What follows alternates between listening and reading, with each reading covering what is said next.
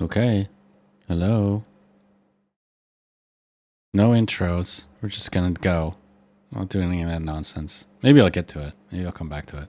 Also, probably not going to do any music today. I'm listening to music. You're not listening to music because I keep getting muted. And I'm paid for Pretzel, which is like the streaming music service. It's supposed to be for doing streaming. And I have it set on the most restrictive setting. And still I get muted. Copyright violation, mute. It's very frustrating. Both on Twitch and the VOD, which, I don't care. I don't think anyone's watching the VOD. Nobody watches the stream, so who's going to watch the VOD? But it's still annoying. And then on Facebook also, which, also nobody's watching, but it kind of matters. Like, yeah. So we'll start with no music. I'll come back to music. I think today we are going to start with, I want to do a couple things with the bot. So first thing we're going to do, we'll just do today. Okay. And I'm going to introduce a couple things. One, we're going to start doing RTB. RTB. What is that? What is RTB? RTB? Question mark. Rose, thorn, and bud. That's what it is.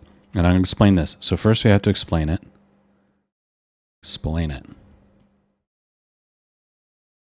And then we have to do it. Do it. Okay? That's first thing. That's one. Two, we're going to come back to the bot. The meta chat bot. I call it the meta chat bot because I'm chatting with myself. It has nothing to do with Meta, the company. Bot. And what I want to do is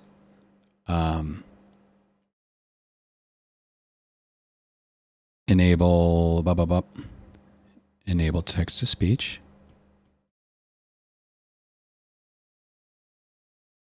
And enable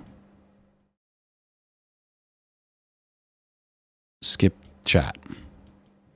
So what I needed to be able to do is take what it's transcribing from me and what the bot is replying with, put it in a sort of private version of the chat, a version of the chat that's just in memory, right? And then it'll just be mixed in with all the rest of the chat. So you can still talk to the bot. You can still talk to me. The bot will talk to me with text to speech. I will talk to the bot with speech to text, and it'll just kind of work like magic. That's the goal. Okay. And then we'll come back 3 to WebRTC. And the first thing we need to do is set up signaling.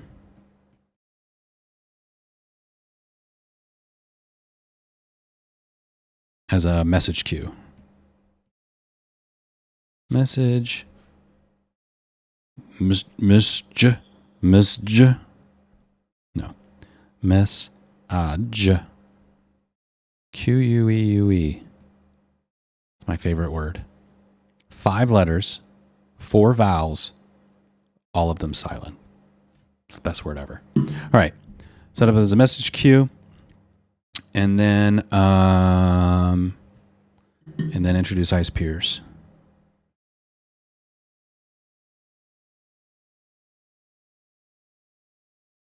And I realize that I'm taking a really long time to get the basic example working, but I think what's really great is by doing it this way, I feel like I have a much better understanding of what's going on. Introduce. You good with that? You okay with that, Mr. iPad? Okay, great. Ice peers. So I think it's worthwhile to do it the hard way, to do it the long way in this case. Okay? That's what we're going to do. So let's start off with this one, Rose Thorn Bud. So Rose Thorn Bud is this thing that we used to do at Carmera. And we did it a little bit when we were a small group within Toyota. Where once a week the whole team would share, or some portion of the team, depends on how big the team is. If it's a very small team, you do the whole team. If it's a big team, you pick people. And you share 3 things. Your rose, which is something good that happened. Your thorn, something bad that happened. And your bud, something you're looking forward to or excited about.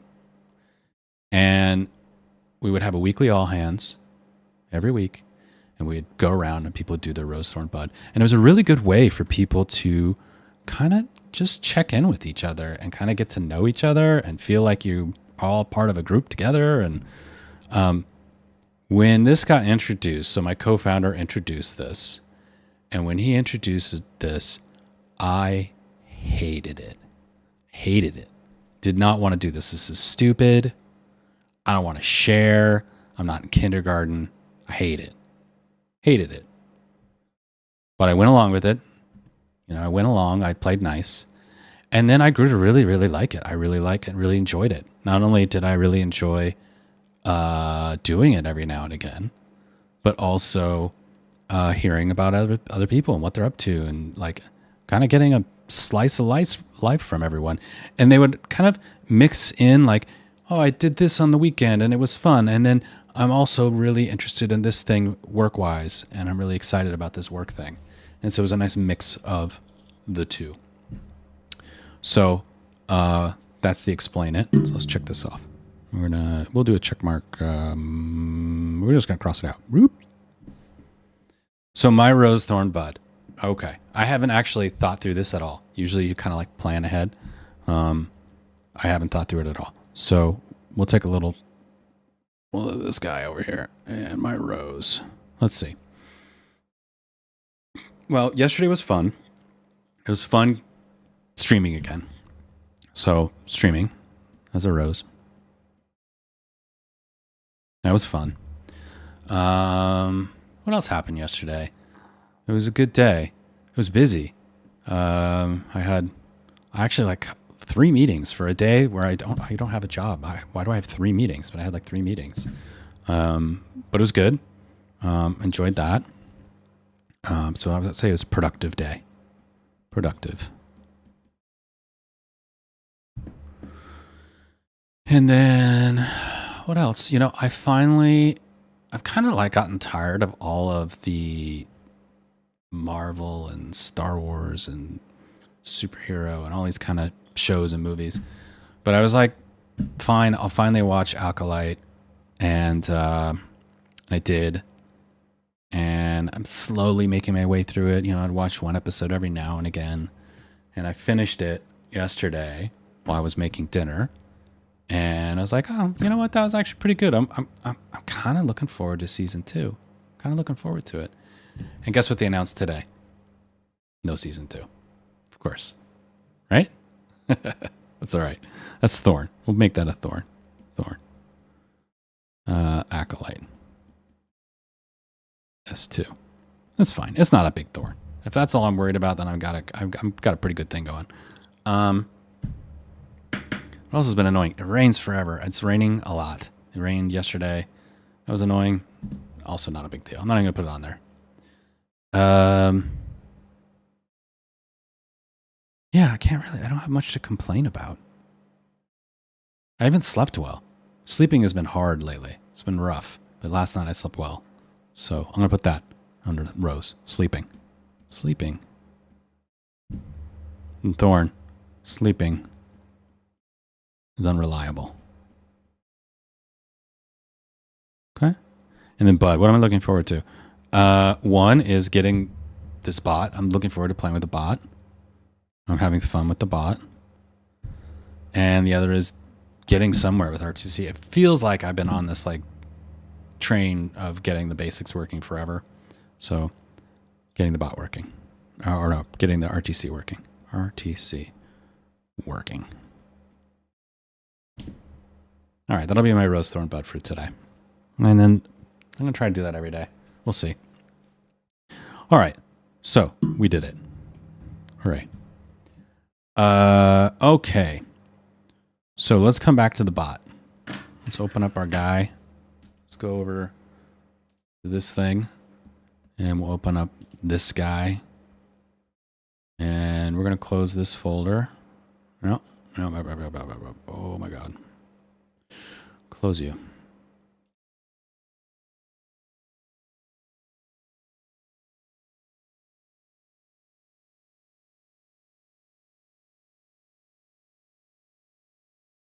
Okay.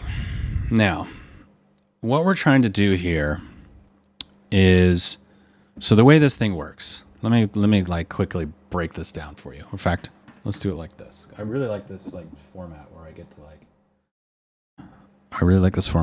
like have this little notepad in the corner that I can just write on. It's very fun. All right. So, how the meta chat bot works. How meta chat bot works. Okay. Here's how it works. So I'm streaming to multiple places and I want to pull in the chat from all those things so the bot can interact with any of those things. I don't want it to just be me. And I don't think people realize that they can like talk to the bot too, but sometimes the bot will just like come out, you know, when a spammer comes and says, "Hey, can I do your branding? Can you buy some stuff from me?" And the bot will come in and say, "We don't do that here." We don't do that. We're not about that. This is pretty funny.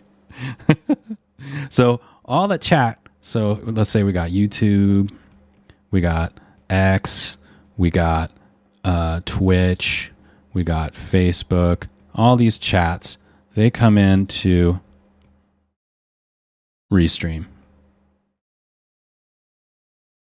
And that's how I get my chat. This is Restream chat. That goes in to the bot. And we'll put a box here and we'll call this the meta chat bot. Okay. And then this thing has two threads. One is the streamer thread.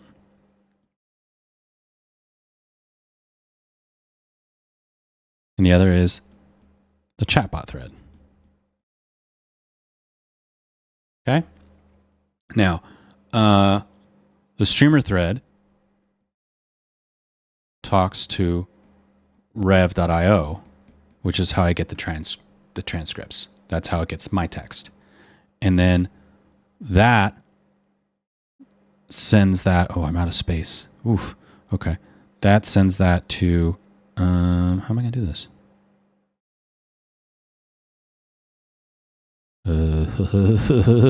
I'm going to, oh, not that. Undo that. So this goes to, let's go like a little arrow like there. And this goes to Twitch. And then this goes all the way back here. And that's how it gets in. So, well, that's very tiny. Let's go back to this mode. We could have done a much better job of this diagram, but that's okay. You know what? It bothers me. Let's fix it. There's nobody here, so I can just do it. We can take our time. That's what I really like about this, is we can really take our time. That's what I want to do. Let's get better at taking my time. So these things come into Restream, which comes into the MCB, Meta Chat Bot. That goes to Streamer. That goes to Twitch. And that goes all the way back there, like that. Okay? That's how it works. Okay? Same thing with the chatbot. Chatbot. Okay? This goes to Rev.io. This goes to ChatGPT. Right? And then again, Twitch. All the way back here. And that's the loop. That's how the loop works. Oops.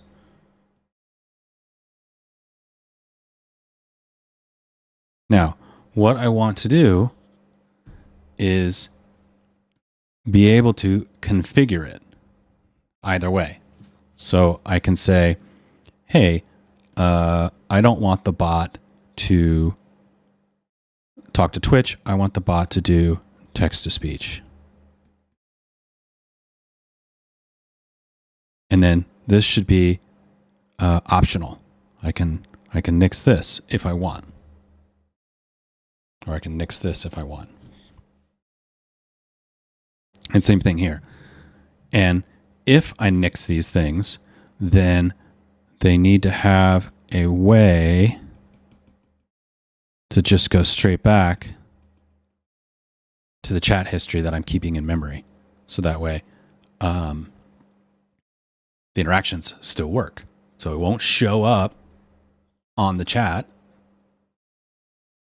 but it'll still act like it's in the chat. And then it'll be kind of, hopefully, if it works, kind of magical. Like I talk, chat reply, the bot replies in text to speech. We can have a conversation. Someone else types something. The bot replies to the thing they typed. People are like, how does that bot know what I typed? That's how. This is how. That's the goal. All right. So that's what we're going to do. All right.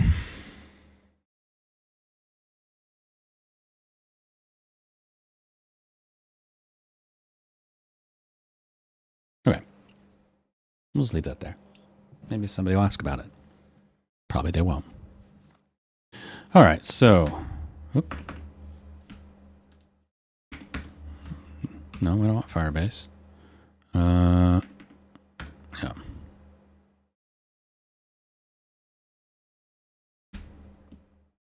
Are we having firewall issues again? Again?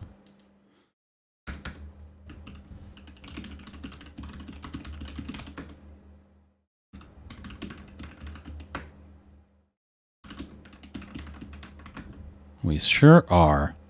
Well, that's annoying. All right. Well, I'm not going through that headache again. So I'll just run it. We're just going to take this off and I'll run it and you won't be able to see it, but that's okay. All right. So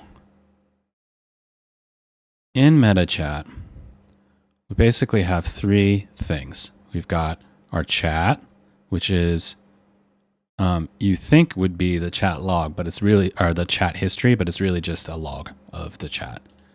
And I have to go back and rethink about how I did that because I don't love that. Then we've got the streamer thread and we've got the chatbot thread. Okay. And what I'm going to do now is the way this log works is I have an on message callback and I'm adding that on message callback to these guys. But I think I'm going to call this something different than on message. I'm going to call this on say. On say. Because I only want, you'll see in a minute why I want to do it that way. And it's still the on message thing. Okay.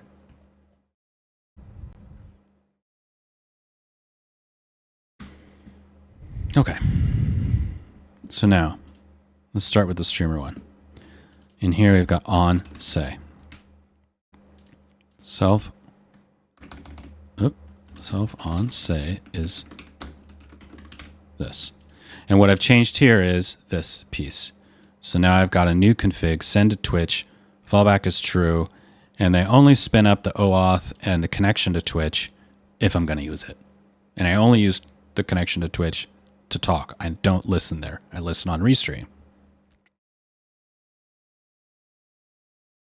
So in the config, under streamer, we can now say send to Twitch equals false. Okay. Now we're going to also open up chatbot.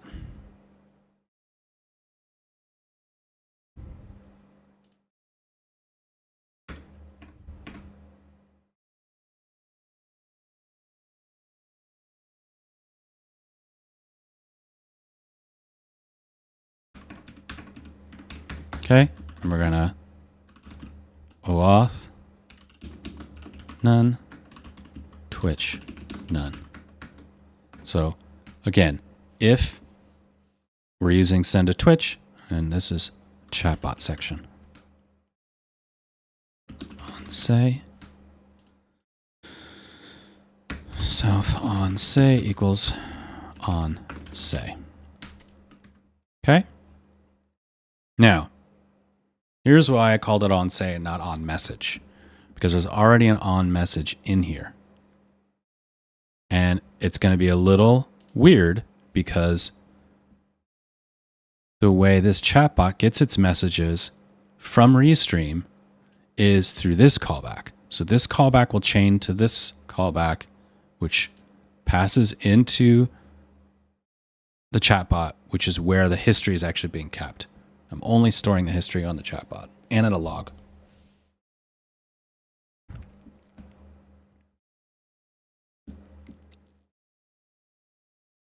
Which is fine. It kind of makes sense. I don't need the history anywhere else, right?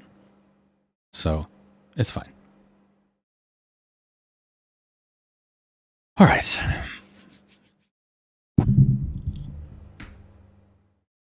So now, come back to Streamer. Okay. Now, we're going to put a comment in here so that I don't get confused later. And this code is a shocking lack of comments. So I apologize for that to myself, not to you. You don't care.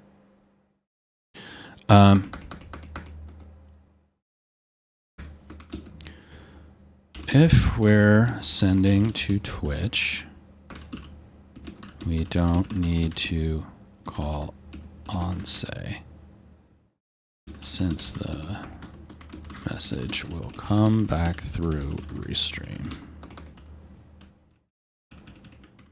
That's so that I remember later.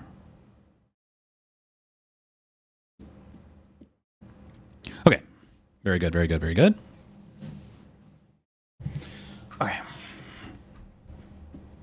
Now, chatbot. The only place where we need this is in self-reply. So first of all, let's look for Twitch. So here, we're setting up Twitch. So if self Twitch. If we have Twitch, we've instantiated the Twitch object, then we need to make sure it's connected. Again, with shutdown. If self Twitch, then we need to shut down Twitch and OAuth. Okay? So we don't even need to set those up if we're not using them. But that's unfortunate. This is unfortunate. We've shortcut. So now what we're going to do is we're going to add def self.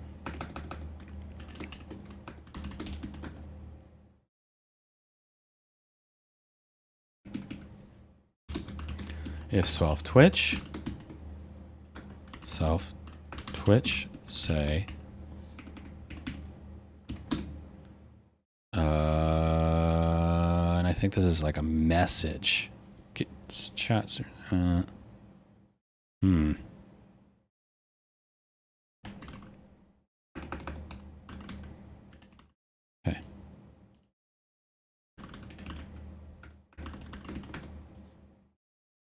Yes, this is going to be similar to what we did in here, where we're just Twitch already knows how to like deal with author in time. Yeah. And I'll just go ahead and copy paste. I know it's not dry. Fine. Shut up.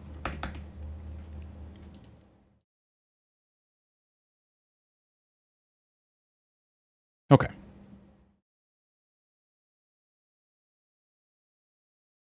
Now, everywhere we're calling self Twitch say, we're going to call self say.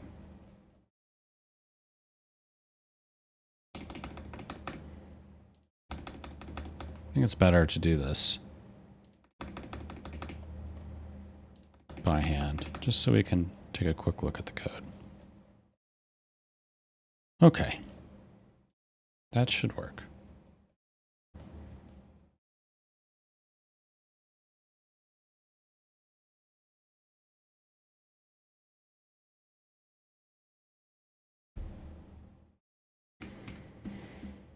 Okay.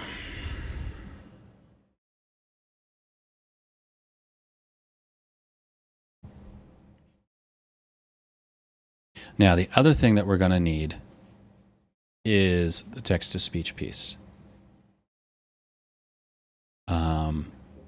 Let's come back to that.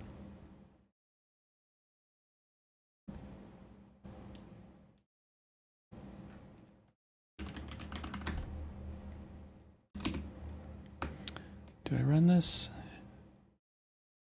I think I can run this in Ubuntu.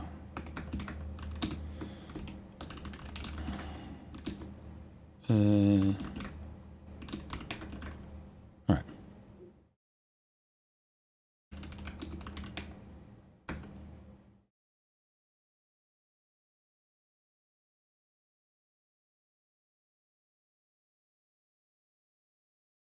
Okay.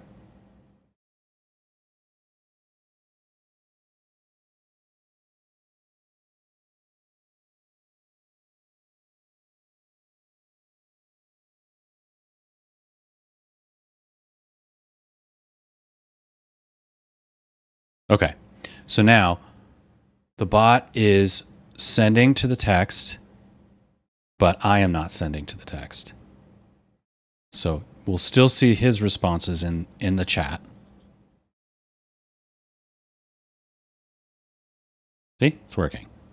He's responding to what I said.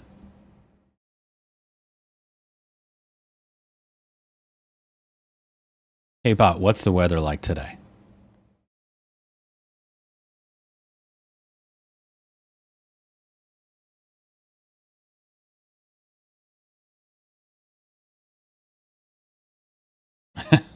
Okay. He obviously doesn't know what the weather is because he was trained on data a while ago. All right, so we're going to kill the bot.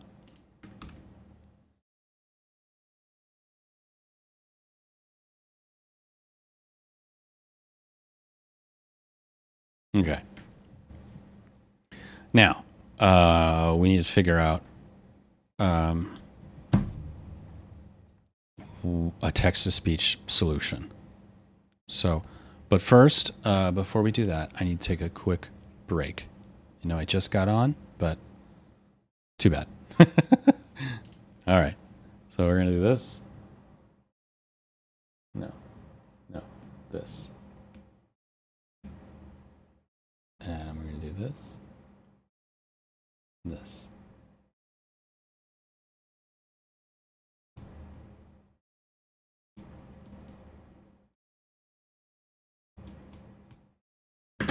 Okay. Be right back.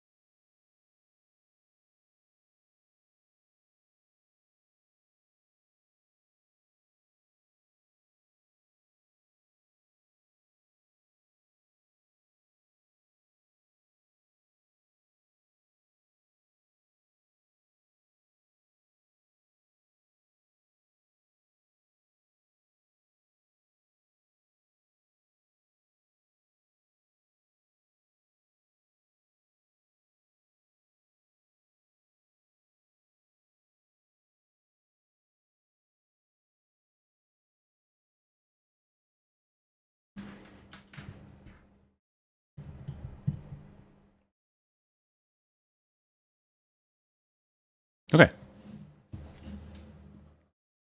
Here we are. I am back. I am back. All right.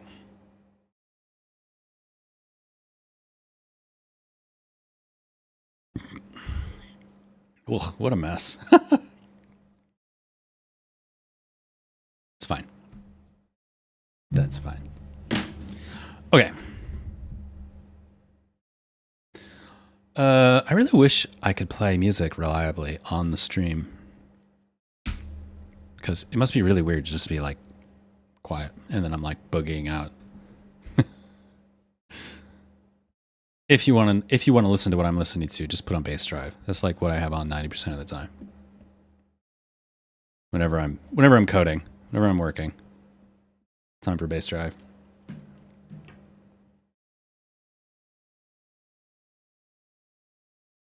I did have this idea one time of it'd be really cool if you could it was when Gathalion was on Facebook and he couldn't play music because it would constantly bop him his audio.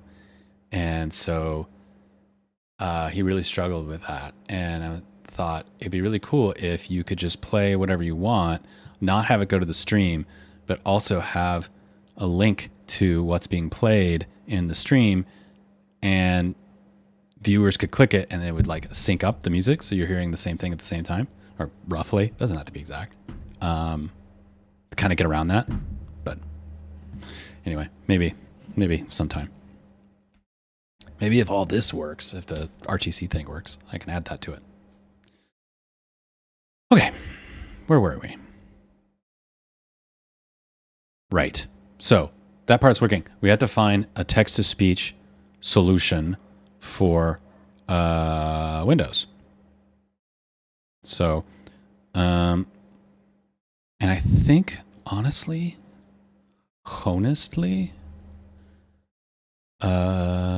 what's the best way to do this? I want to check something. I don't think you hear that. I don't think that comes through.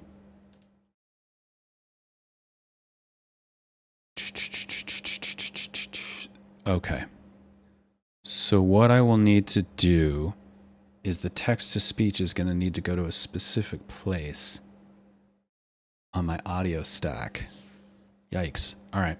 Well, let's figure it out. All right.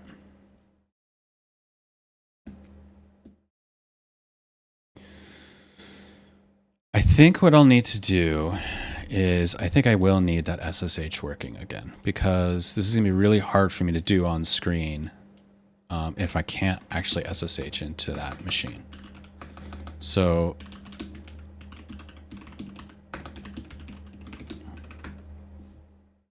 oh, okay. That looks right.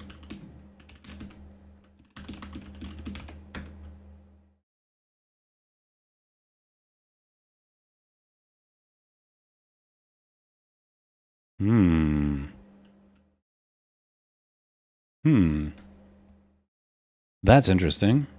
All right, so over here, SSH to localhost. Connection refused. Okay.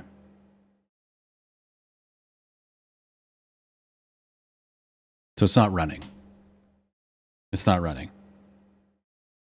Let's verify that.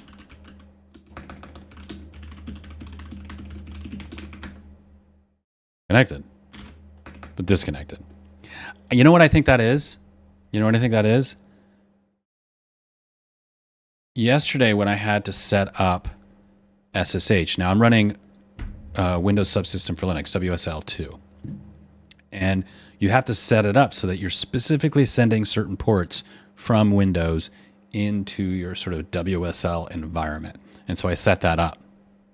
So I think that thing is saying, okay, I'm set up to do this. I then try to forward it into that environment. I get a connection refused from that, and that's this delay that we see here. So what we need to do is make sure that SSH is running. So, sir, I think the way we do this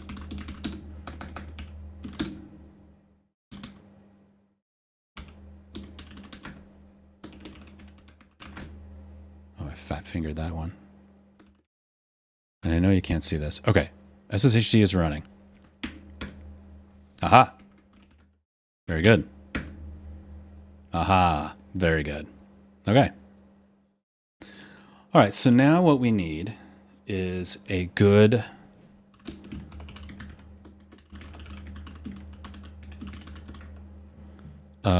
and I'm kicking myself because I don't have requirements.txt. I haven't done tracking of, I'm not using a virtual environment. I'm doing any of that stuff. I'm just kind of like roughing it, but I'm this deep in, I'm not going to like go back and redo it. So what we're going to do is let's open a browser. Python, Windows, text to speech.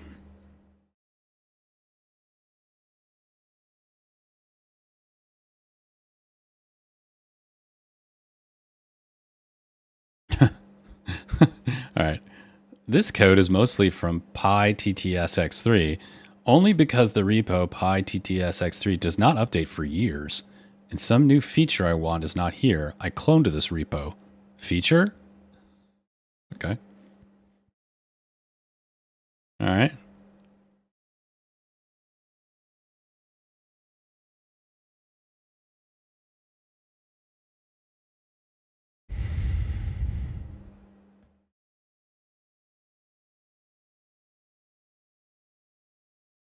I don't know. What do we think?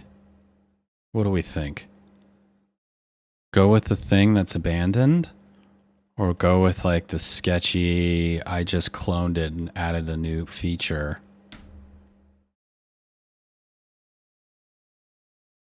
Let's take a look.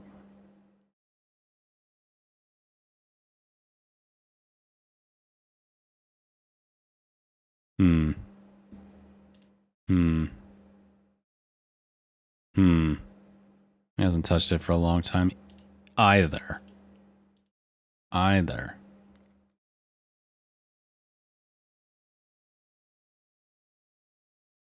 Now I'm pretty sure that this one, SAPI 5, is a Windows only text to speech. And normally I don't like doing things like specific to a platform, but I'm only ever going to use this code on this very specific streaming PC. And so I almost think like, let's keep it simple.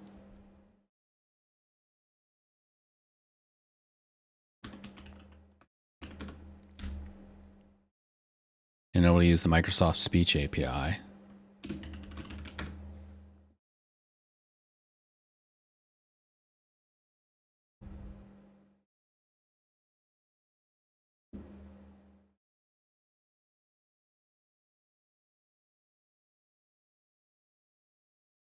Oh, interesting. Interesting. Okay. Well, let's see if like, I thought this was going to be like a Python module, but it is not. Oh, wait, what's this? What's this? Okay. All right, so maybe this is the way to go because this is the Python module and it wraps it. All right, let's do that. Let's see this. So I'm over here.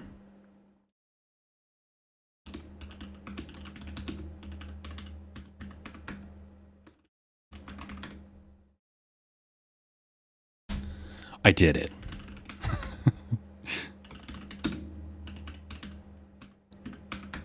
Okay. All right, now. Okay. Engine equals PyTTSX3.init. Okay, great. Okay, voices equals engine get property voices. Okay, voices. What do we got? Oh, we got a bunch of them. Look at that. Look at all these voices. Amazing. Okay.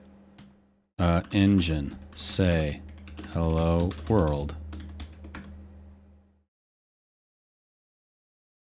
I hear nothing.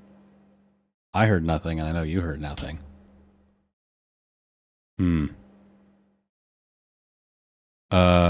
Maybe I need to set a voice. Annoying that it didn't like puke on that. Okay, engine set property, okay, voice, okay, voices 0.id. Engine, say, hello world.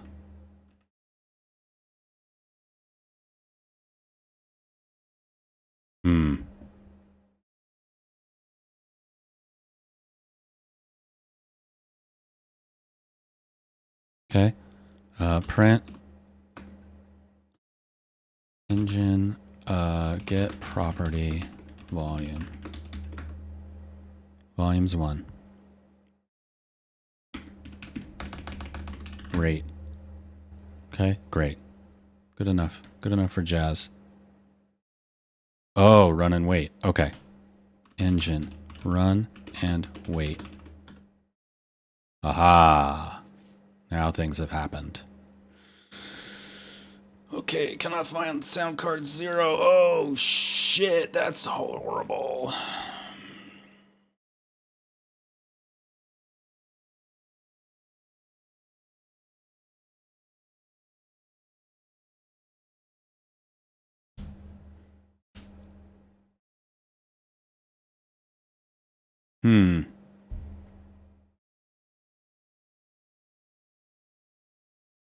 Well, that is a pickle, isn't it?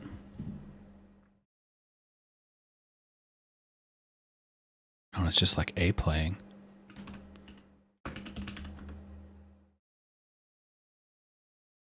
Okay. All right, we're going to try... Oh, but I'm SSH'd in.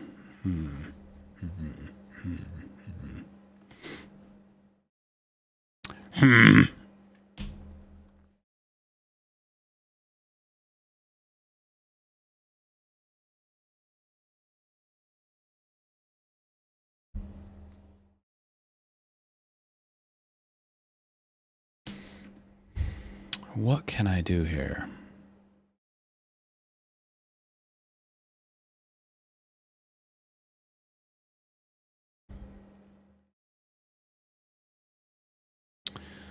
Let's see what I got. All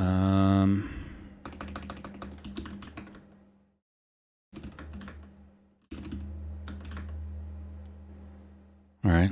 A play. Self-driving. Okay. Good.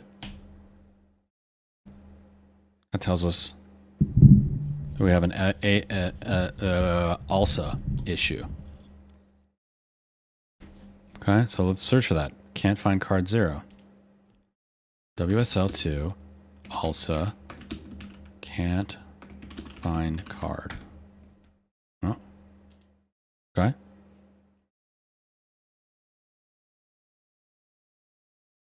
How can I fix it?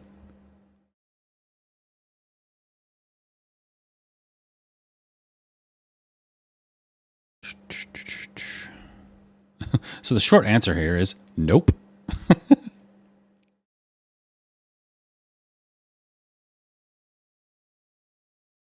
I don't want to jump through all those hoops. That's a lot of hoops. That's a lot of hoops, bud.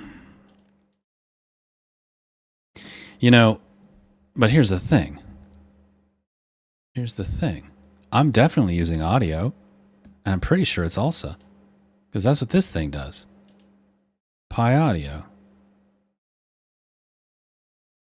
All right. Why don't we do it this way? This is going to be gross. You're going to love it. You're going to love this. Okay. You're going to love this. All right. This is going to take me a little while to figure out, though.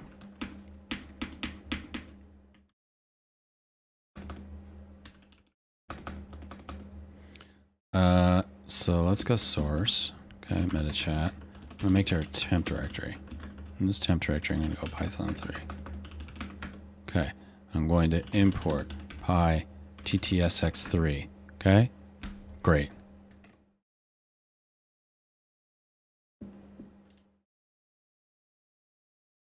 Great. Back here. Very good. Engine equals pi ttsx3 init.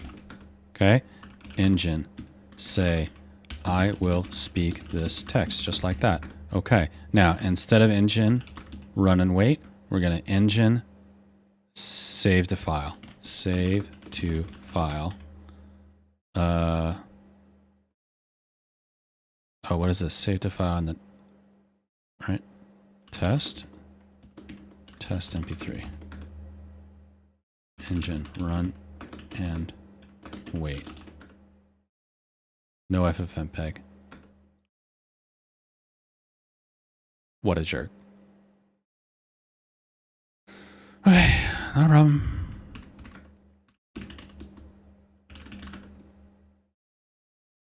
Not a problem. We can solve it. We have the technology, right?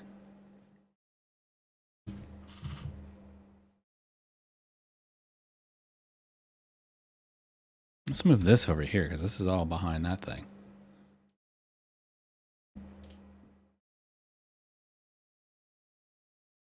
There, that's a bit better, right? Kind of. What a mess. What a mess. All right.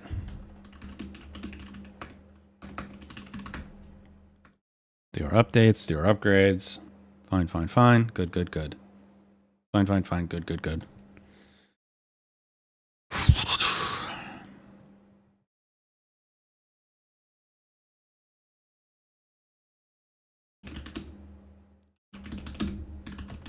FFmpeg.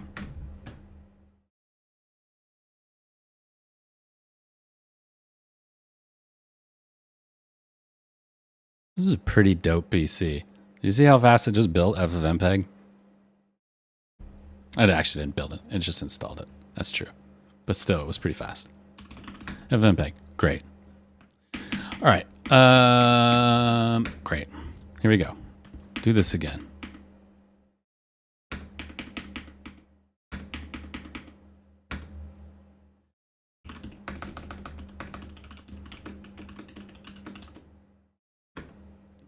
I don't... Look what they did here. This is snake. This is camel. Why? Who does that? It's like two grumpy devs, each being very stubborn. All right, I have a test MP3.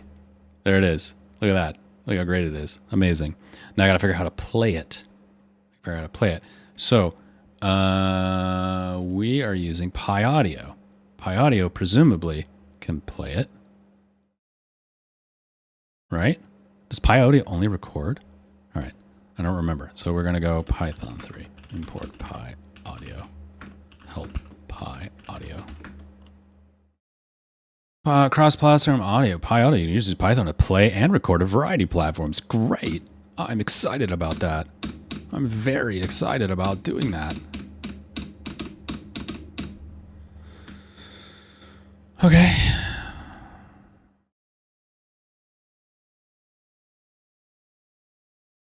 All right. So we're gonna cheat here. Pi Audio play MP3. Yeah, look at that. Well,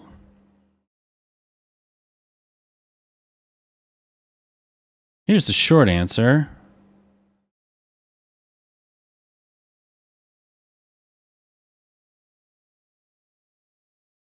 Oh,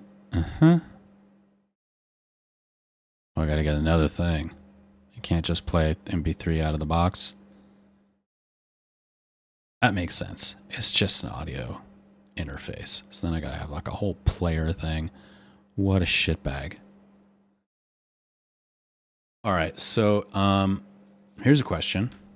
Before we go down this rabbit hole, can this thing be told to use Pi Audio instead of doing its own thing? That would be better than me shelling out to the thing. All right. The engine factory.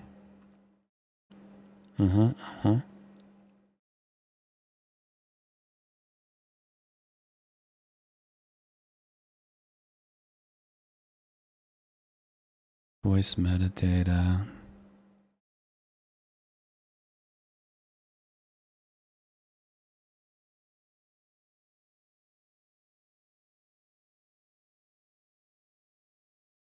It does not appear I can mess with that piece. It does not appear I can mess with that piece. It just only does ALSA, right? Let's go deeper. Let's go deeper.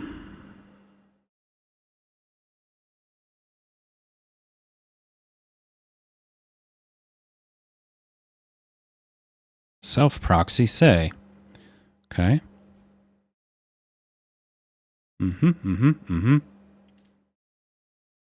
This is the so this is the driver. This is the different things. You know, I have half a mind. Like, I don't want to jump through a million hoops. Oh, but I'm not even on Windows.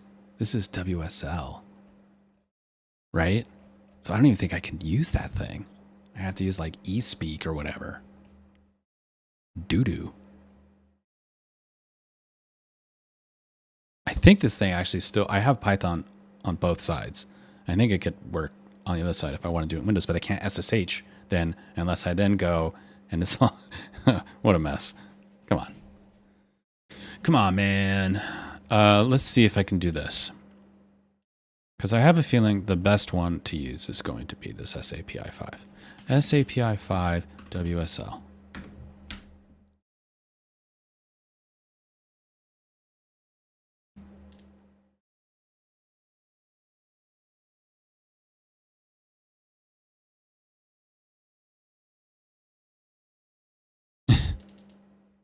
It's not helpful. So what would need to happen is like the thing would need to get marshaled, right? Like it's a COM call. So the call would need to get marshaled out of Linux and into Windows. Oof, yuck. Not good. Not good. Oh, this is some wine. That would be amazing. Here's what I'm gonna do. I'm running Windows. I got WSL running under Windows, and now I'm gonna run wine. Amazing. Amazing. All right. That's stupid. I don't want to do that. That's very dumb. It's V dumb.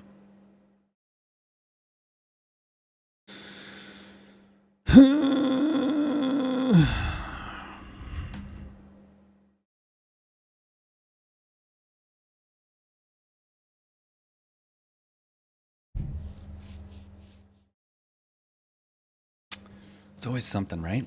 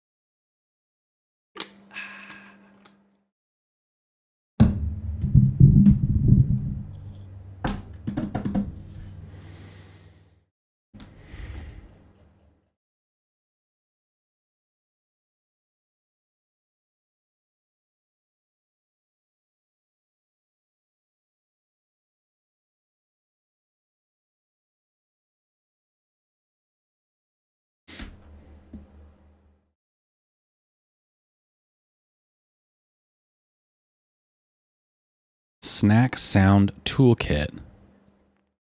Copyright 2004. I mean, I think it's okay if this stuff's old, but... Oh, that's a yikes. Pyglet.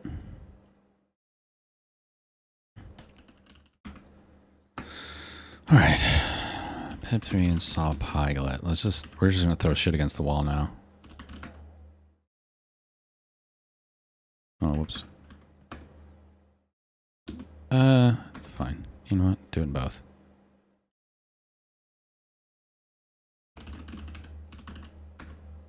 Okay. Cool. Very good.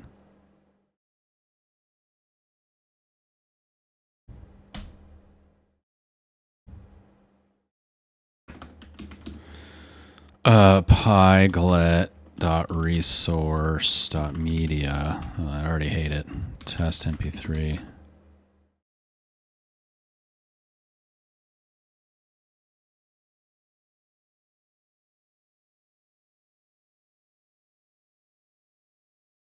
Of course it uses ALSA. Why wouldn't it use ALSA? Why doesn't ALSA work? That's very annoying. All right. We're coming back to ALSA. We're going to come back to ALSA.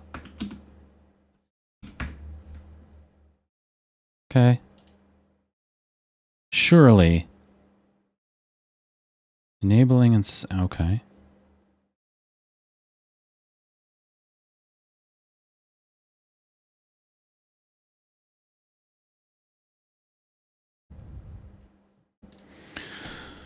Oh boy. All right. Here we go.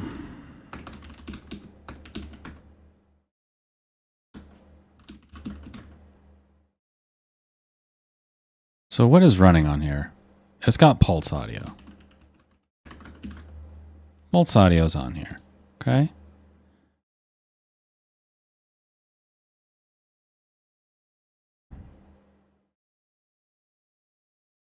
What the fuck?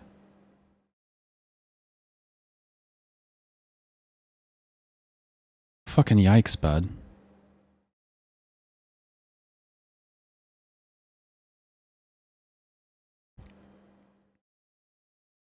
Let me know when you're done with your call. Okay. All right.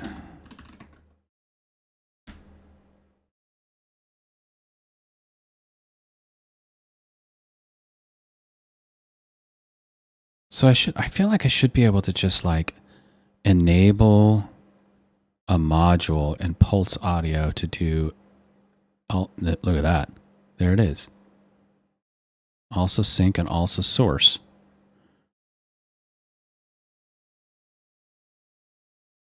Okay.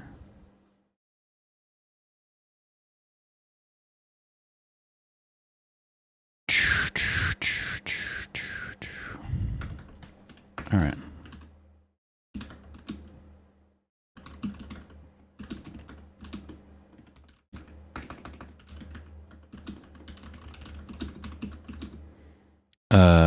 Meta chat, temp, a play test MP3. It should break. Okay. Now I need to Pulse Audio load also.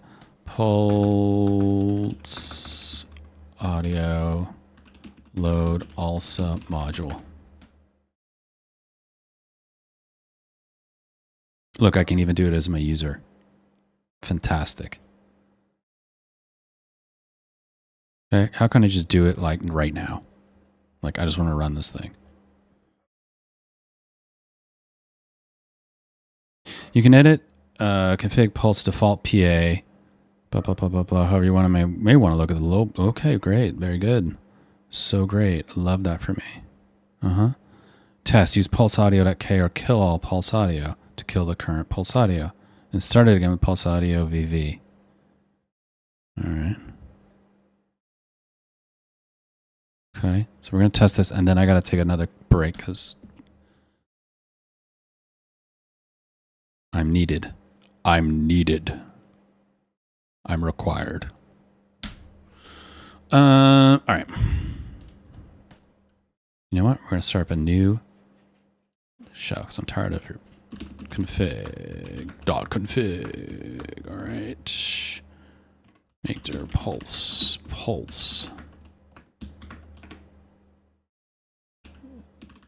Default PA. Love default PA. Love that for me. Okay. Sudo kill all. Can I just kill one it? I mean, whatever. All right, fine. Use pulse audio -k. Pulse audio -k. Oh, no. Sudo pulse audio -k.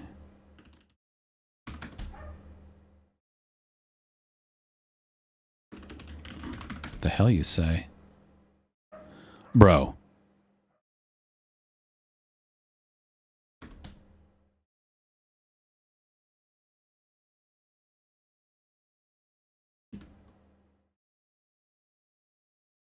frustrated now.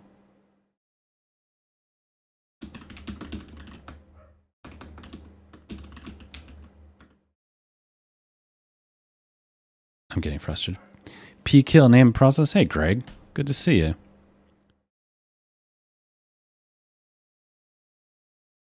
I don't see it even in here. So let's do this. Sudo service pulse audio restart. Unrecognized service list. Happy Tuesday. Hi. Status all. See, this is okay. I am in WSL Linux. So it's Ubuntu running under Windows. So everything is, you know.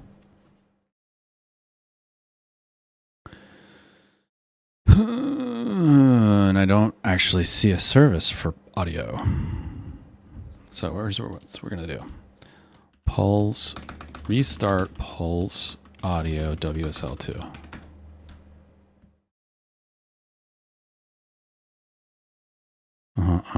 Yep, very good. So good. Love that for you.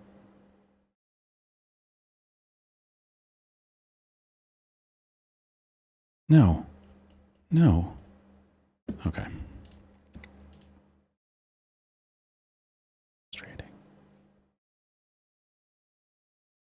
No, it's no system control. No system D. It's weird.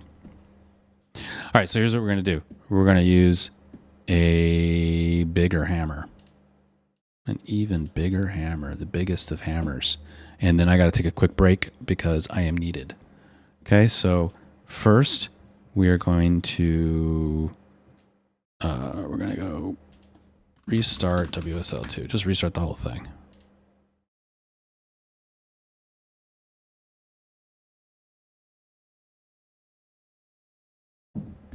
Okay, fine. I need an admin thingy.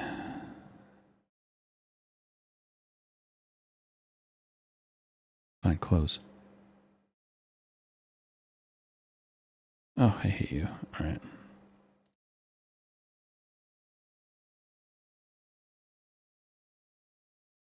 I mean, the fortunate thing, the plus side of running an operating system under an operating system is that you can do stuff like this and it's not going to mess you up. Stream will still run. Everything will still be good. Right? So why not? Do I do this in PowerShell? I don't know if it matters. WSL, shutdown. Aha.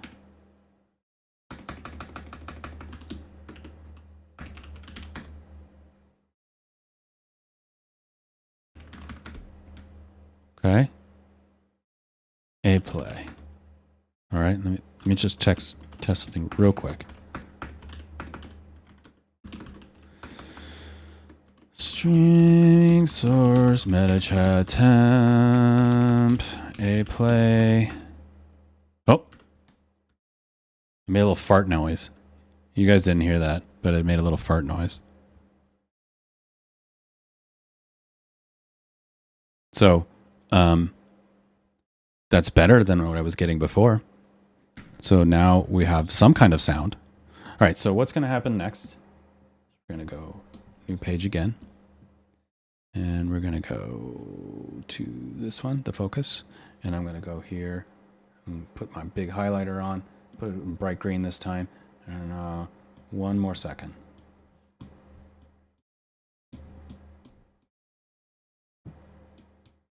BRB. RB. All right, be right back.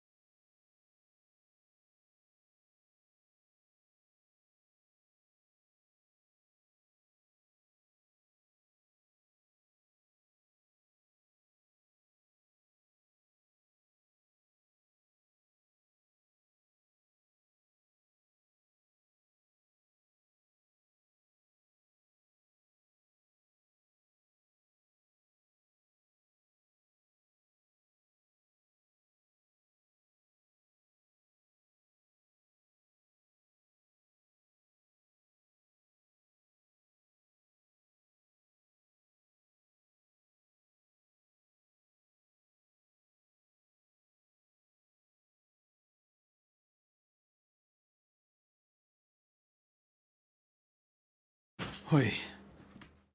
All right. Now I am back. We had to talk about things. Child things. Parental things. Okay, here I am. WB.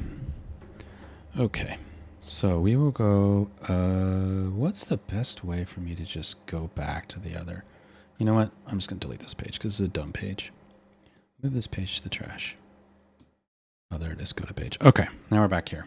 Great. And we're going to go back to this view. And we're going to close this stupid thing. And this thing as well. And this thing as well. Yeah, I don't need that. Okay. So now I know that I have audio working in my WSL. It's funky, but it's making noise. So that's a start. So now what we're going to do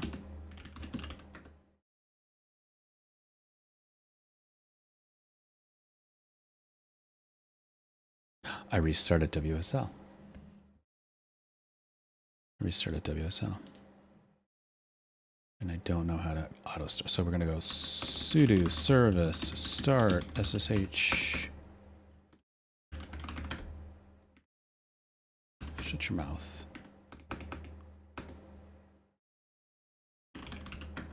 Unrecognized service. What are you talking about, bro?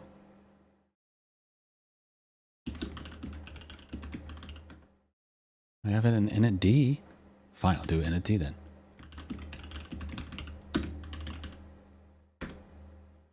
Like I'm running freaking Slackware 3. Right? Let me go edit an init script. All right. Yes. Do that. Do those things. All right. Now we...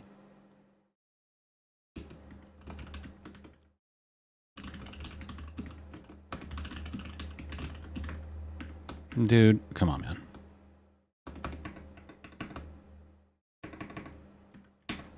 Fine. Source tab. Fine. Okay. A play test. Oh, you gotta be kidding. This just worked. This one. Oops.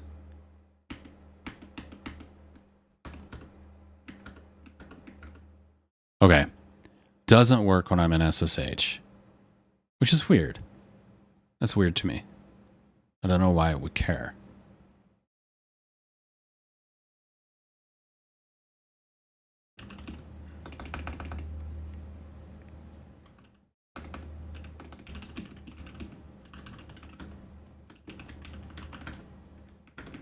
No, same thing.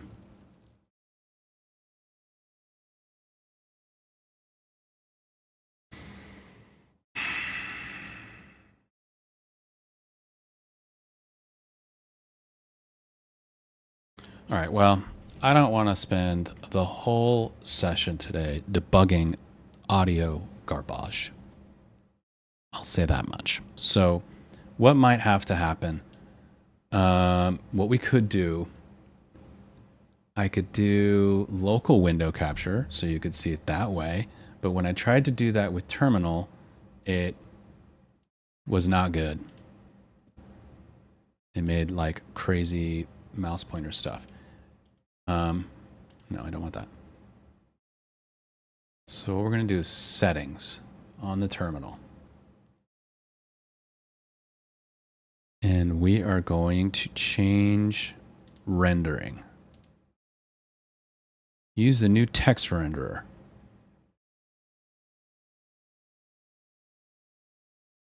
Okay.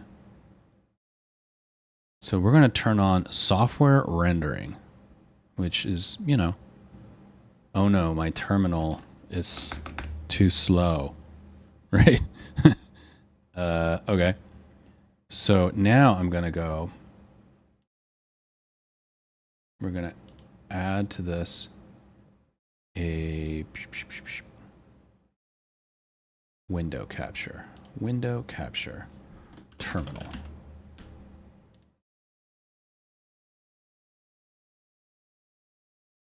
Capture method, automatic, bit blit, Windows 10. Aha! There we go. Should have just done that in the first GD place, right? I'm mucking around with SSH. What's the best way to do this? This is only going to be used for testing, so we're going to shrink this guy down real small. Like this. Don't need that.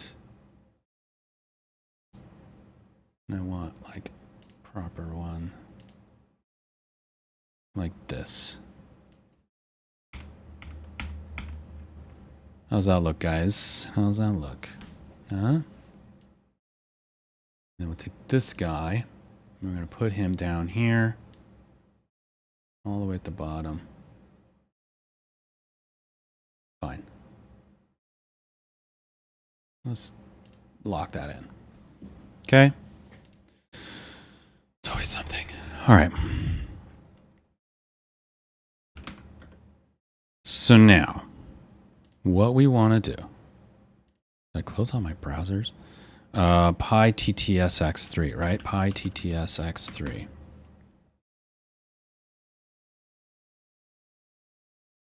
Import PyTTSX3. Great. Engine equals PyTTSX3.init. Okay. Engine say shithead. Engine run and wait. Beautiful. Fucking love that for me.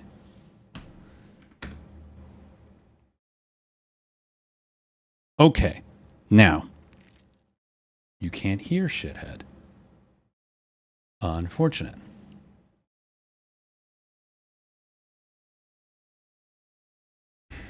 So this is going to take some voice meter magic.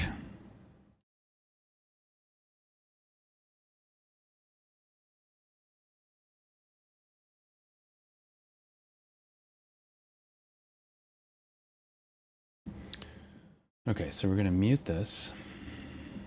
Okay. We're going to go into my sound settings. Can you believe how much stupid shit we have to do to make simple stuff work? All right, volume mixer, right? iTunes. We're going to send this back to aux,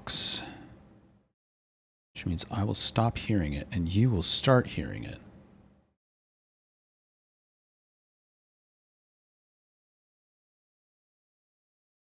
Okay, let's set to that. iTunes, you shut up. In fact, close. Okay, now we've muted that, and now we want to unhide all.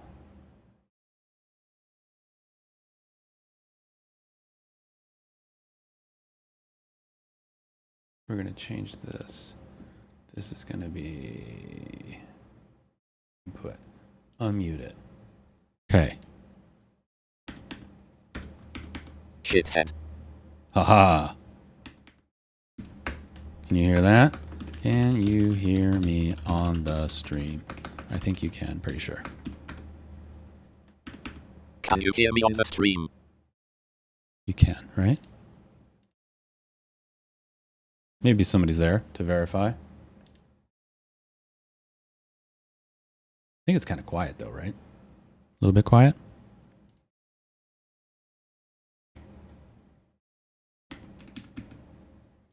What we can do. That comes in here, but I don't know that this thing affects that thing. Okay.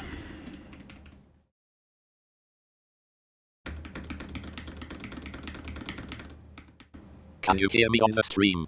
Can you hear me on the stream? Can you hear me on the stream? Can you hear me on the stream? Can you hear me on the stream? Can you hear me on the stream? Can you hear me on the stream? That affects how Can you hear me on the stream? Can you I think hear it's me on actually the quite stream? loud. Can you hear me on the stream? Can you hear me on the stream? I think Can it's you actually hear me quite on the loud. stream? My volume looks Can you like hear it's me quite on the loud. stream? Okay. I think I'm good. Okay.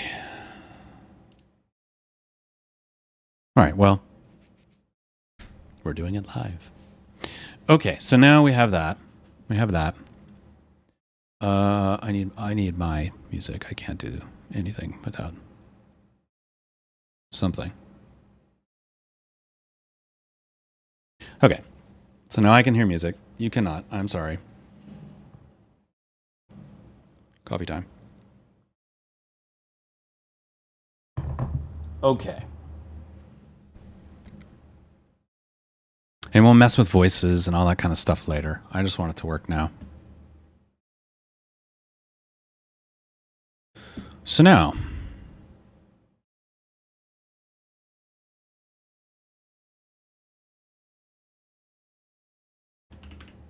TTS.py, right? And this is going to look a lot like Twitch.py in that it's going to have, I think just say is the only thing I need.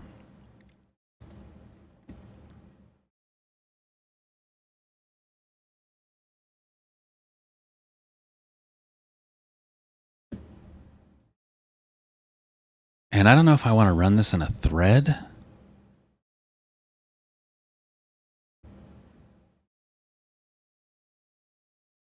Maybe I do. Maybe what I want to do. Okay, here's what I think I'm going to do. So it will run in a thread. So here's how it's going to work. Let's go new page.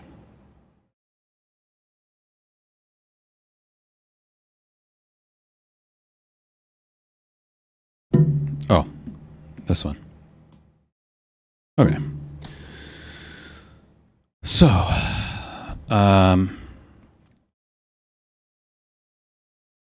in chatbot,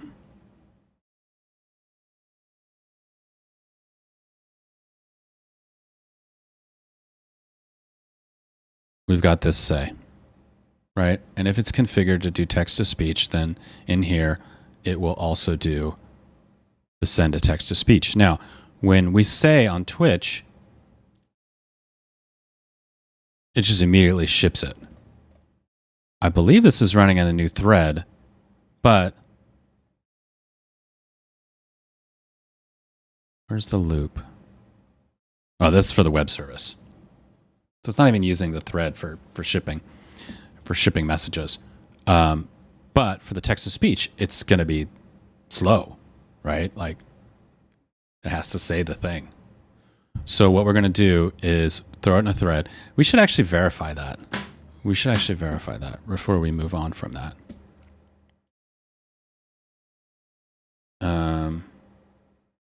So bring this guy back. Engine say, does this block while it talks? 1, 2, 3, 4. Okay. Does this block it talks? 1, 2, 3, 4, 5, 6, 7, 8, 9, 10. Yes, it blocks. So we need a thread. We do. Okay, not a problem.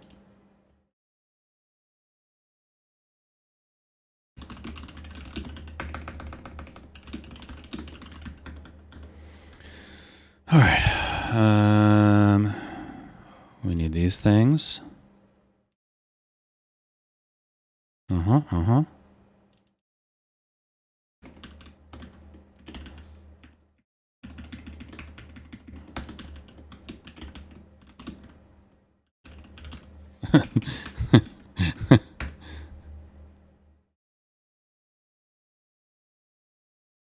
Twitch. We have a thread. We have running. I don't know what these two things are. I don't think those are useful.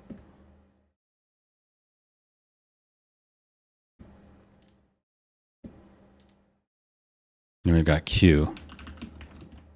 Yeah, Q. Okay. Q, U. All right, self loop.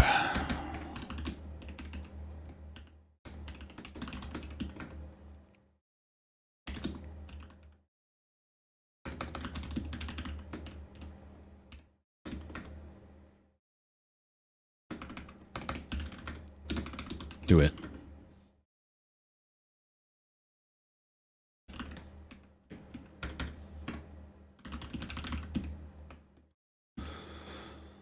And it's like pop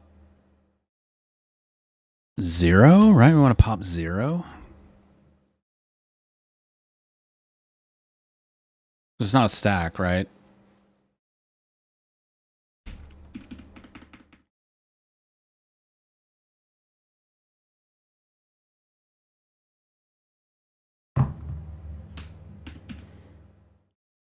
Anytime I have a little scratch right here, now, I just watched Scavenger's Reign. Anytime I have a little scratch right here, I'm like, oh God. Parasite.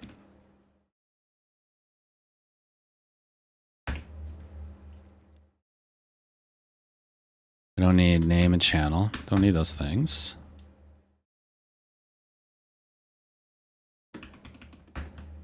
Right? Def say. Self Q. Is it append?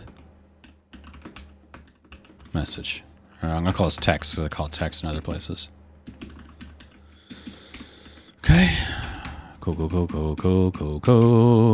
All right, and then I also need import pi ttsx3, right?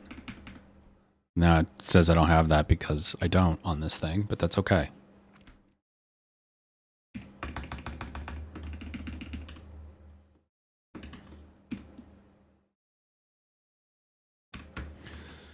Self engine, or you know what, self TTS equals pi TTSX3 init, right?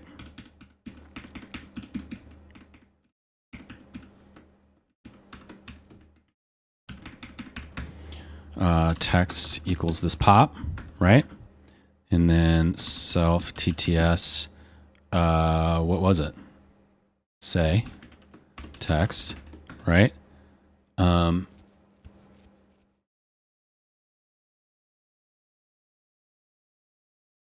Now I feel like it has its own queue. So I could just do this.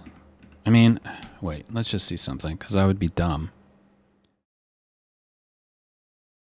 Engine say, does it take a list? 1, 2, 3, 4. Run and wait. 1, 2, 3, 4. Okay, takes a list. So I don't need to do this loop. I don't need a loop. Oh, my screen's super crowded, right? Where am I going to put this? I need this guy to get the flip out of the way. I'll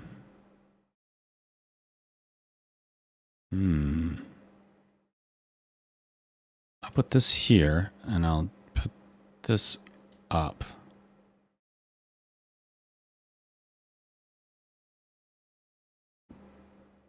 Gross, but okay. Oh. Okay. So I don't need to actually iterate over this queue. I can just say if len self q is greater than 0. If there's shit in the queue, self tts say self q clear, and then self tts run and wait.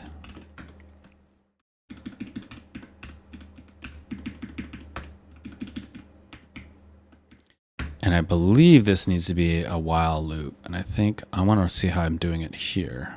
Oh, okay, fine.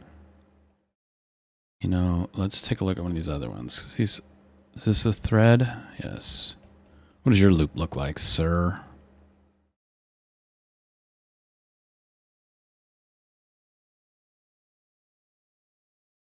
This has its own thing. Okay.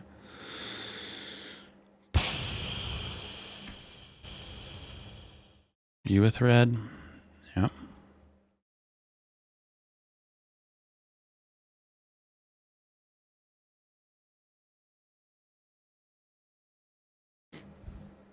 Well, you're all annoying.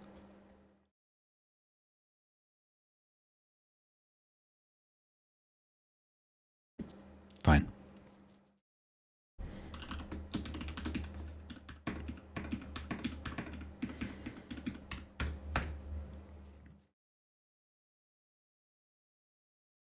Does anything else need to happen in here? I don't think so.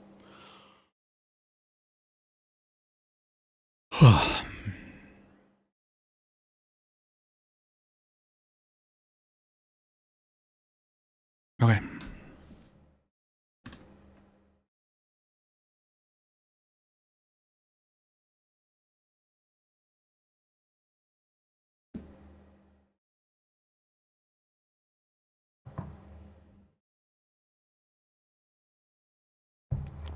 Man, it's already 11:30. Taking a while to get things done today. It's okay. We're going to take it slow. All right, so bop.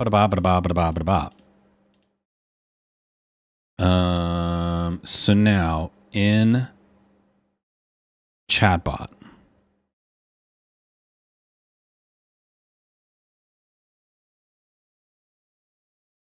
we're going to have the same kind of pattern.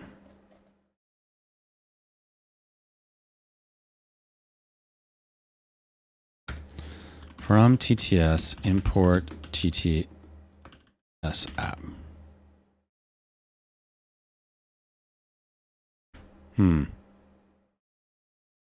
Think. Change this. TTS app. TTS app. Okay. And we're going to do a similar thing. If config get boolean chat bot send to TTS fallback is equal to false.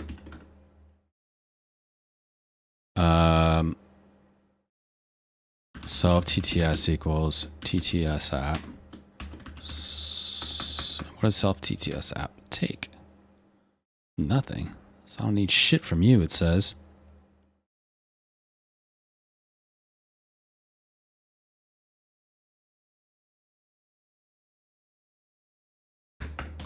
Else TTS equals none. Hey. Okay.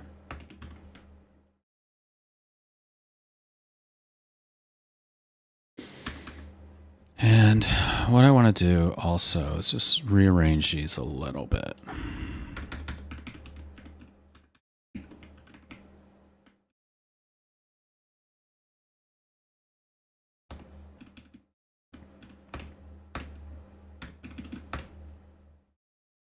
Okay.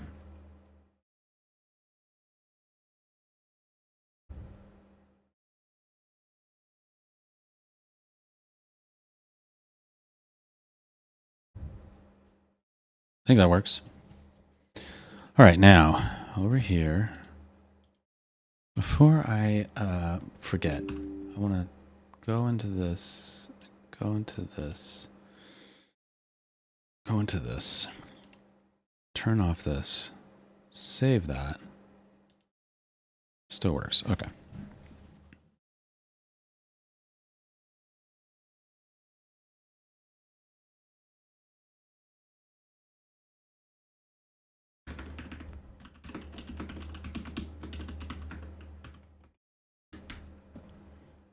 Okay.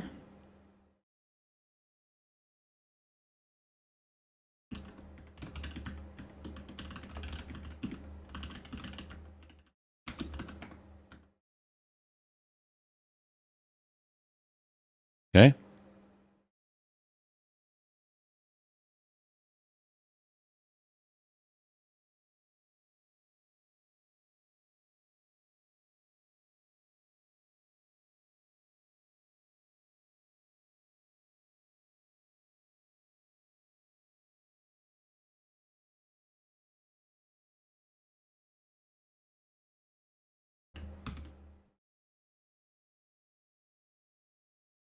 It doesn't work because if I want a thread to run, I have to start the thread. It's an important part of running threads is that you start them. I don't know if you knew that.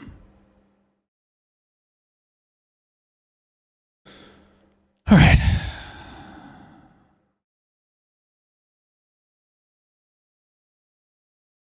Who calls start on this? Chatbot, do you call start?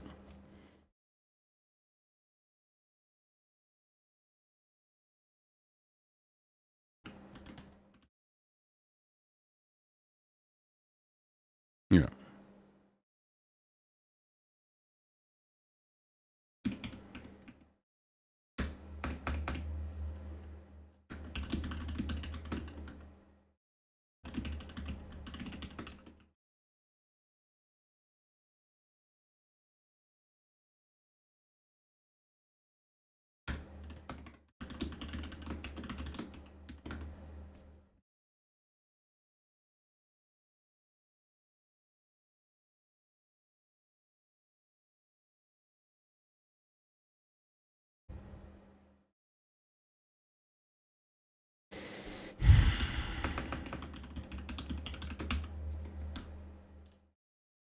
I'm being awfully quiet.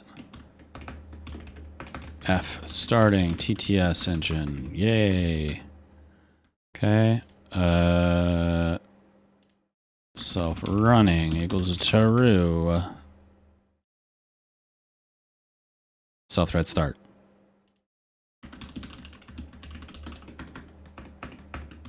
Okay. Oh yeah. And then down here and say, I don't even think I'm even saying the thing. Yeah.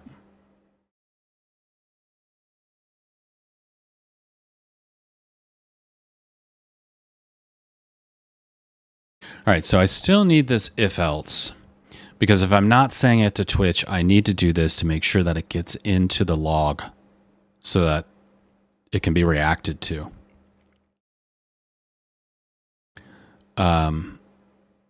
But TTS is going to be separate because it can also run. So if self TTS say message. Right? Okay. Okay. Let's see if this works.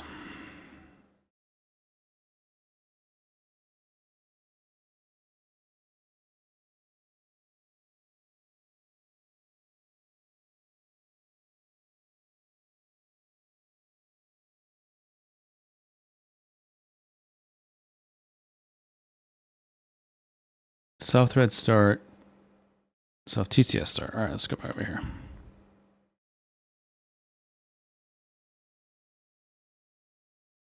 Create the thread. Self thread start.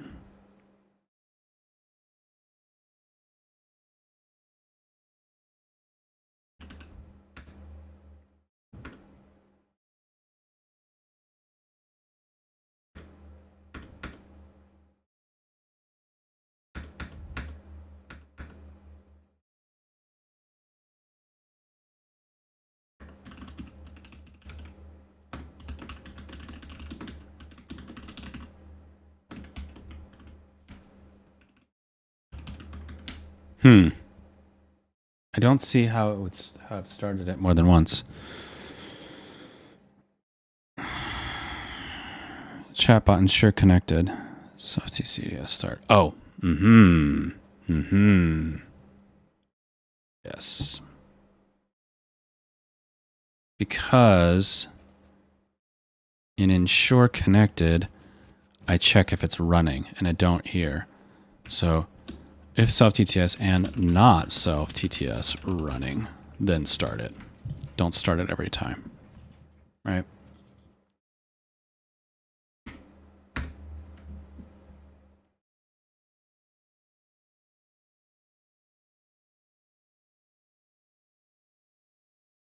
Can you say hello, bot?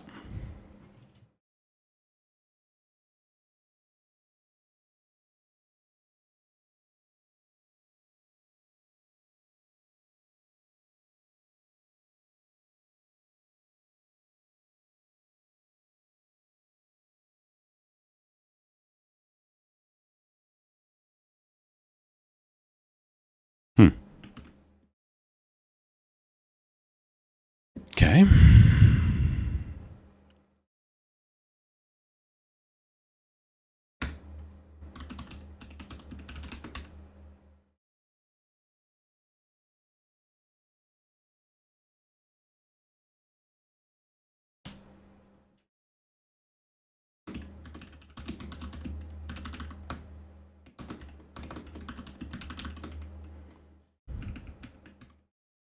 This might be a reason why I should do iterate over the queue myself so I can log it each line at a time. But let's start there. Oh God, and this is just like running like full speed. Like, I need some sleeping.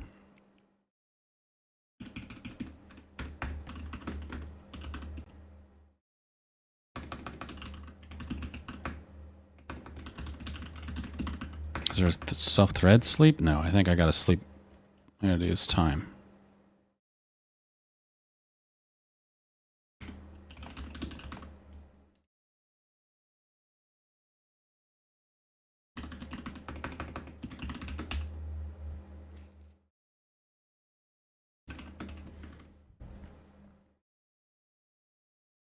Quarter second should be fine.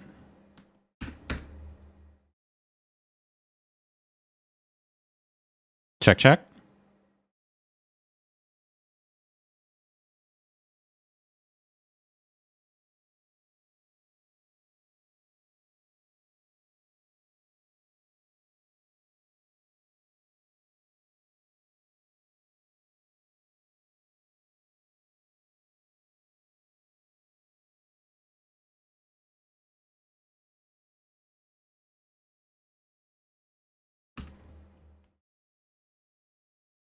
Hmm. Hmm. Hmm.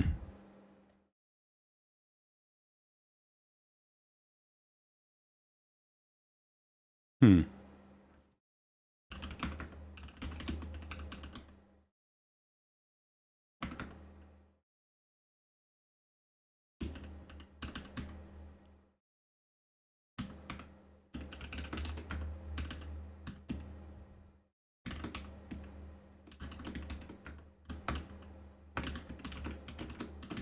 Test.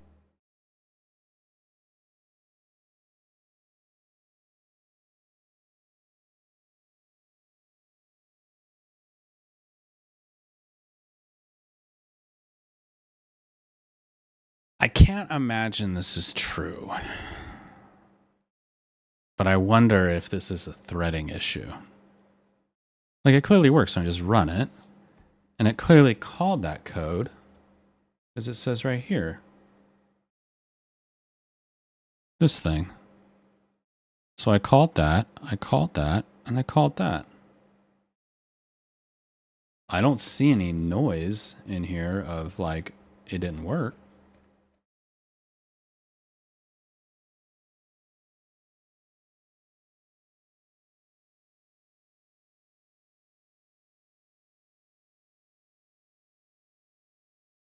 All right. Let's lazy load. Okay.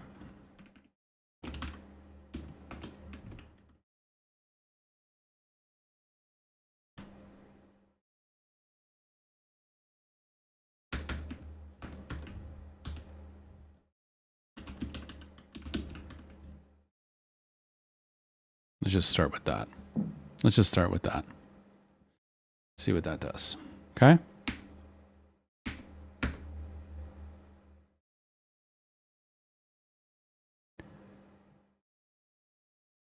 Okay, bot, can you say hello?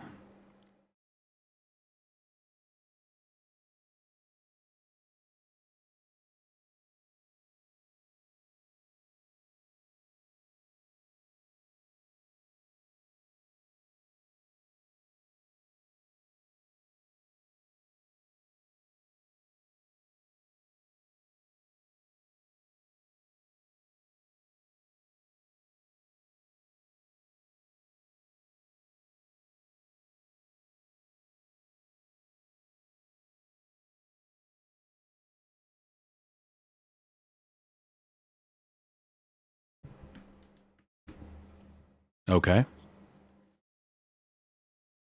Huh.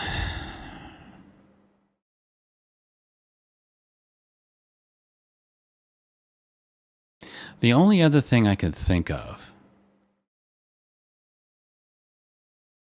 is that we're doing audio stuff inside Rev, right? And maybe that's messing.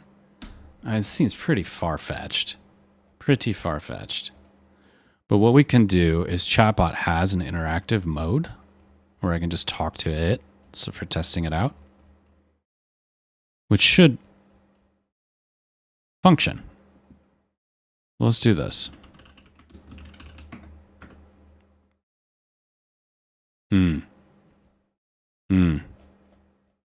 Interactive mode needs to be fixed.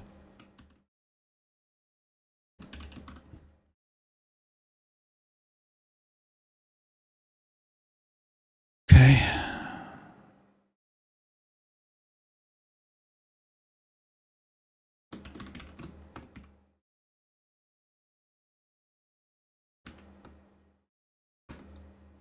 You know what? We're going to fix this a different way.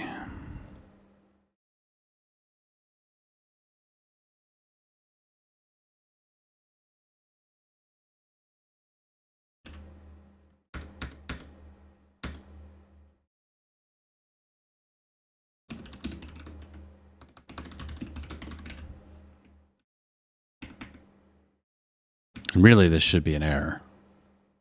Because this is going to break things if I have Twitch off and I don't pass in on say. But whatever. All right, let's see.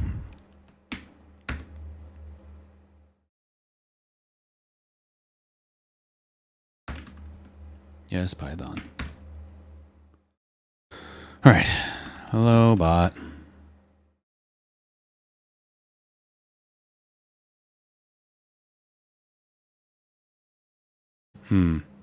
It didn't turn on the TTS, though.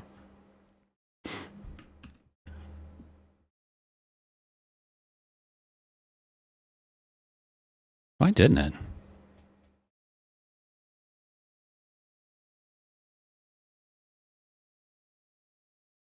I guess because the config. All right, so what's the best way to do this? Because the config doesn't load? I don't know.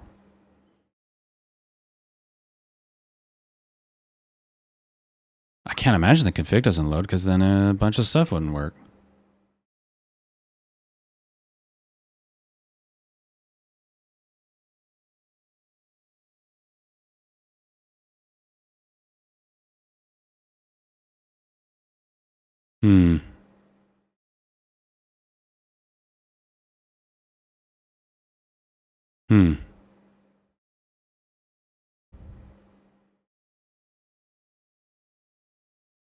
Okay.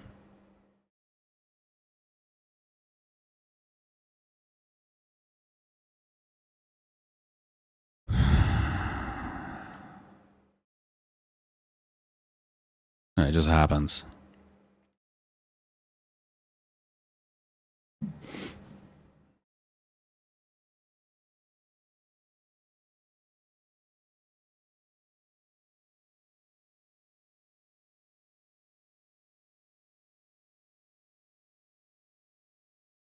Oh, I never start.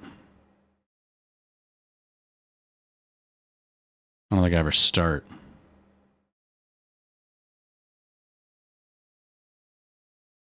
All right, we're just going to do this gross. We'll do this gross.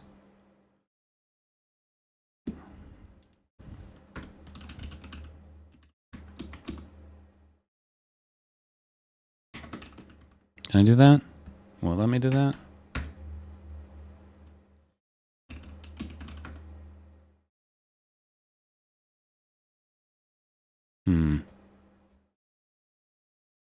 God bless America.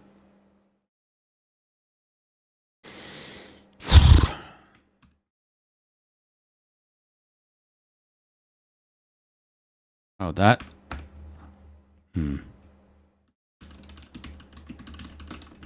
Maybe that's what I need.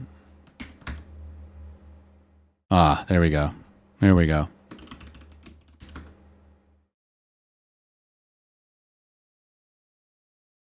Okay. Oh, weird. I like hung.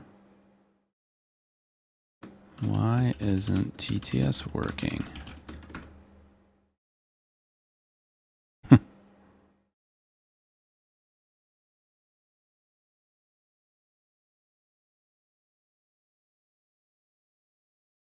Okay, that debunks the theory that it's rev, though.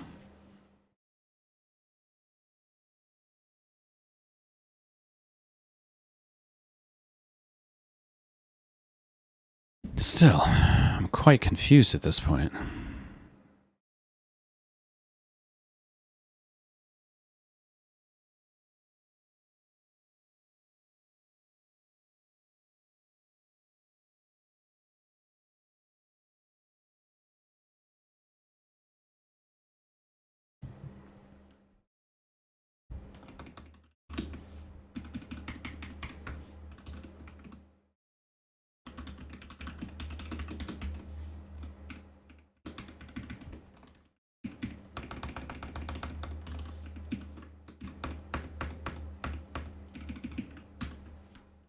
Just want to do it like that.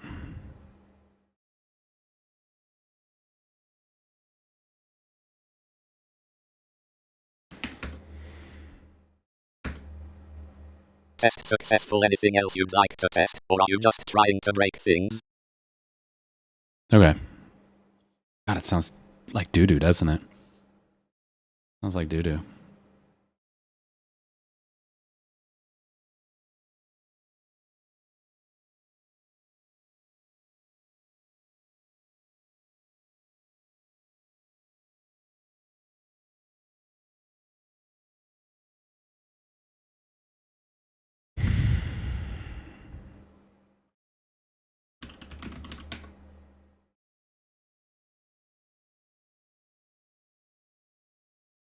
All right.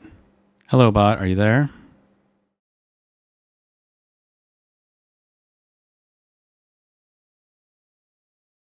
Oh great, it's you again. What do you need this time?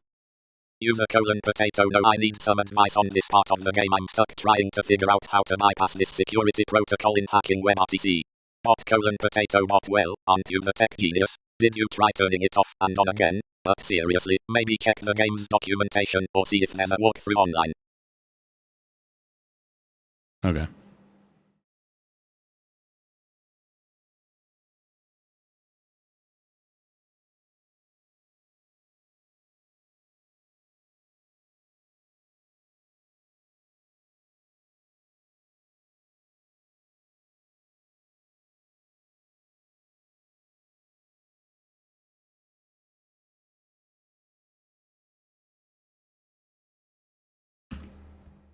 Okay.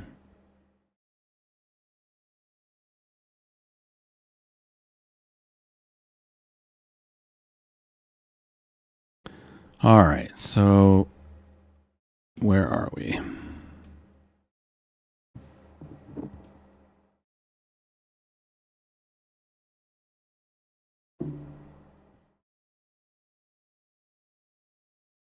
Oops.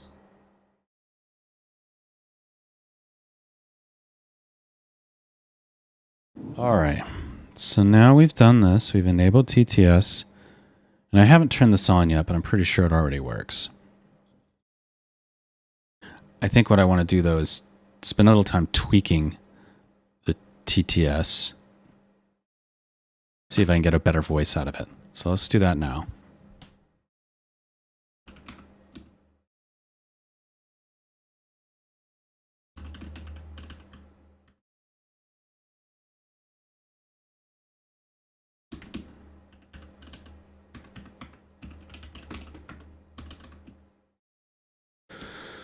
All right.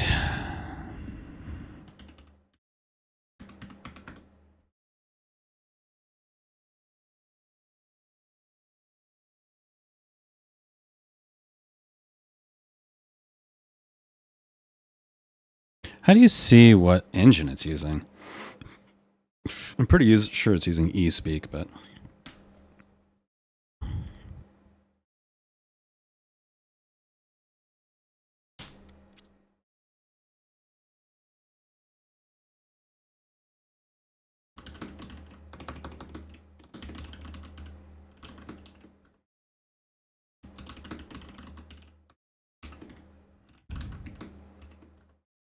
I hear the voices. There's a bunch of them. Oh, and there was like a...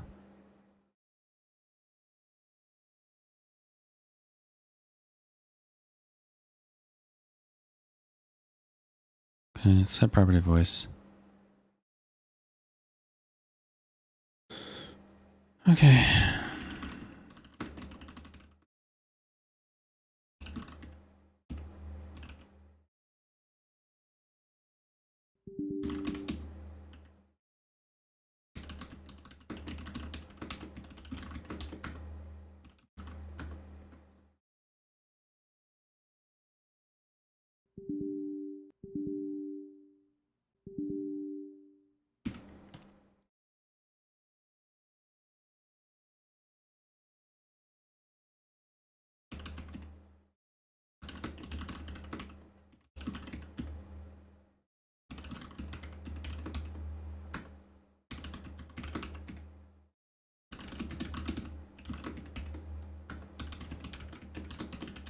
Testing a new voice.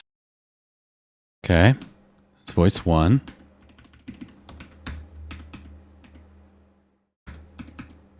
Testing a new voice. Oh, these are other languages.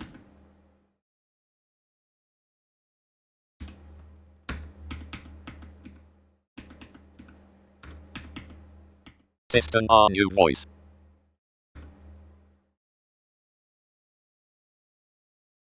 Testing a new voice. Huh.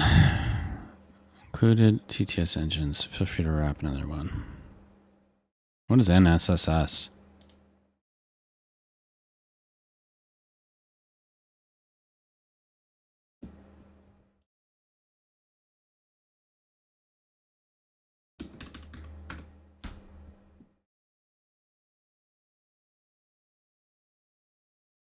See if we can find something better.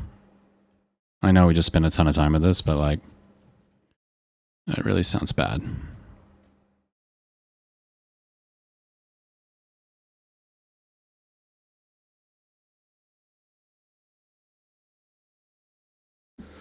Okay.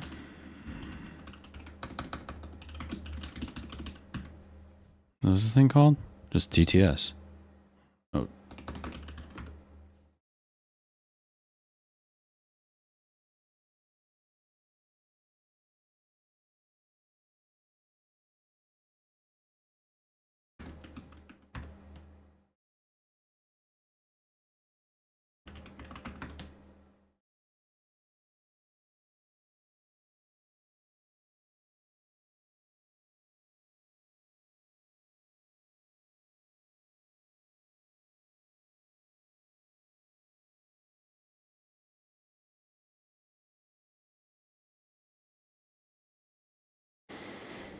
Okay.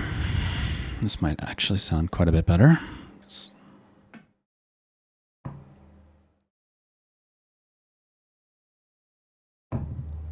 If it installs.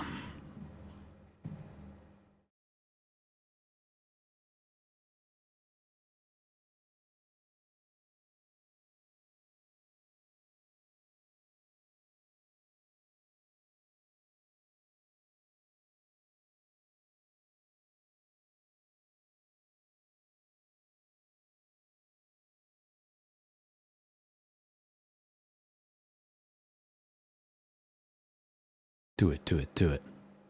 You can do it.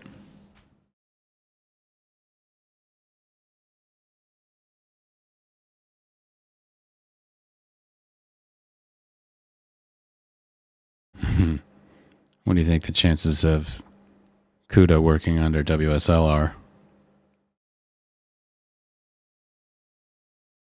Probably not great.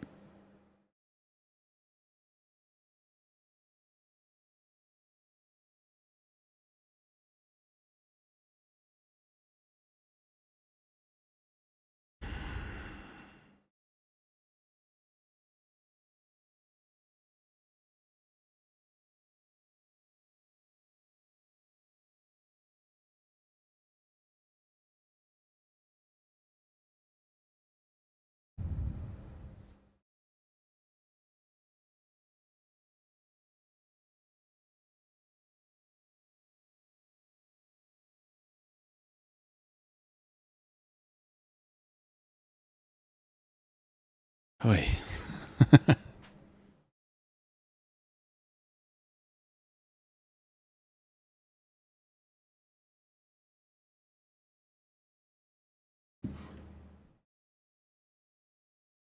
Does this not sound like doo-doo?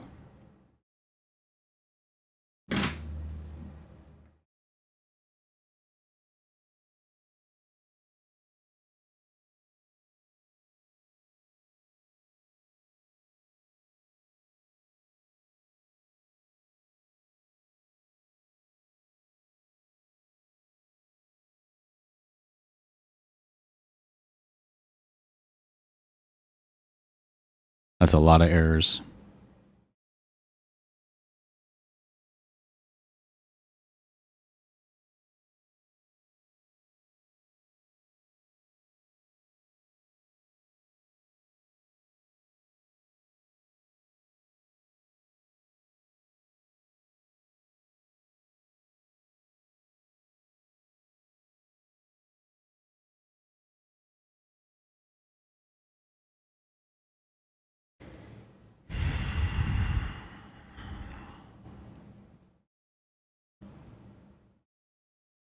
Oh, it's supporting. Okay. Boo.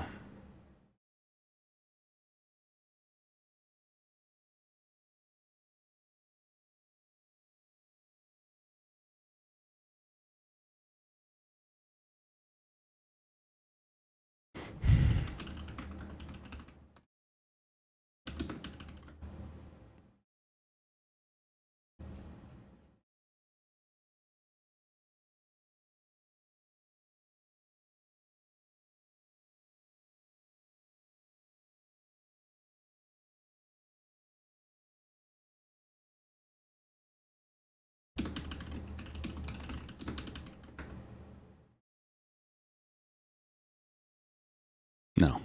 Broken. Super broken. Ugh. Frustrating.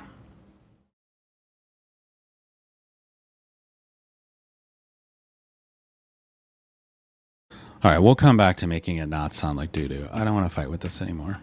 I'm all done with that. So what we'll do,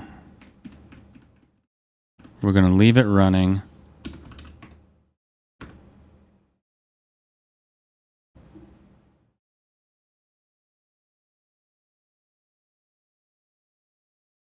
Because you can't really understand it that well. So I'm going to leave it running so it's still puking in the chat. I'll spend some time offline figuring out a good TTS engine or an API, something better. Sounds like a plan, nothing like some good old offline troubleshooting. Yeah. And then I got to spend some... Oh, look at that. What is all that?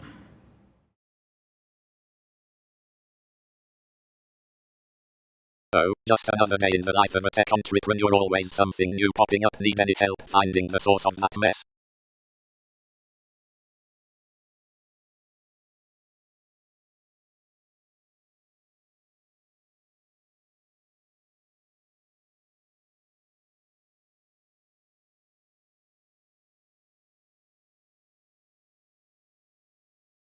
Okay. There's a regular expression bug. Okay. Fun.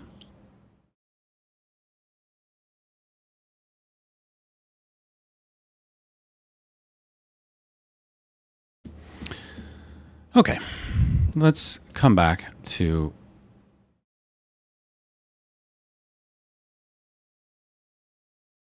Let's close this.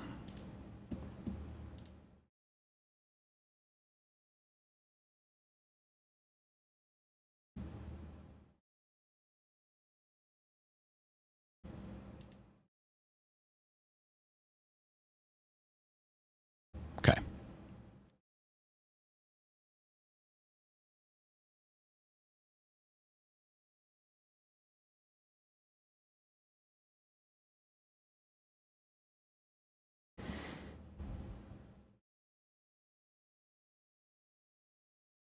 Okay. So now we're back here in the WebRTC guy.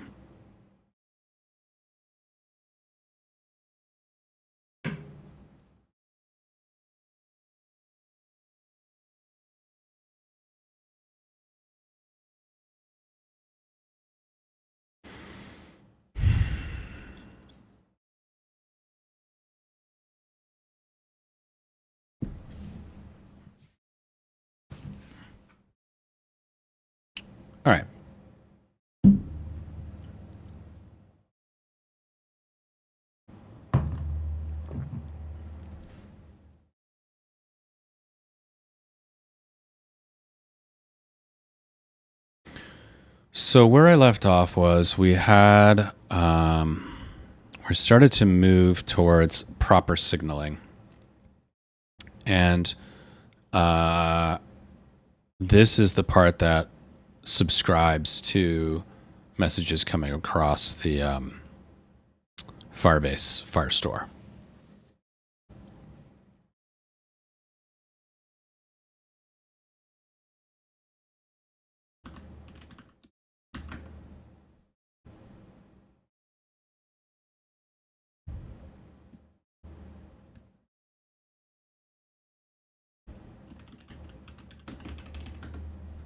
So here's this guy.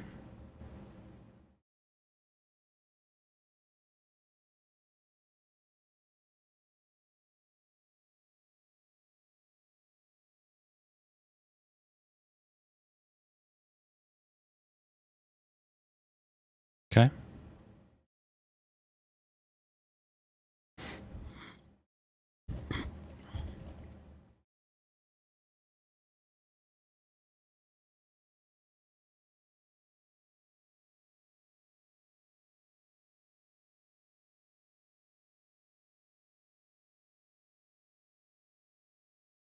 Okay, so we haven't called in it.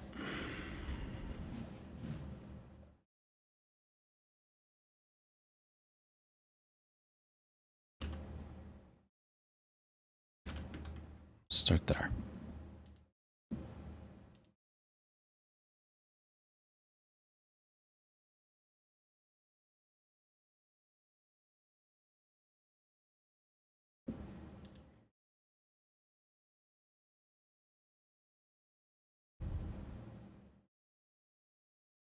I see. Okay. And we were exploring snapshot.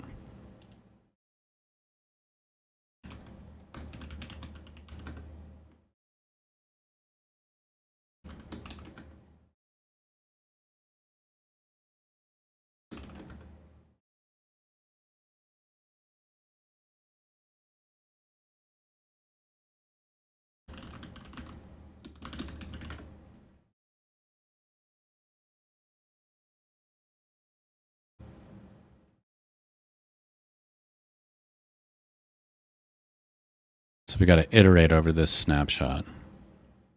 It's for each. Am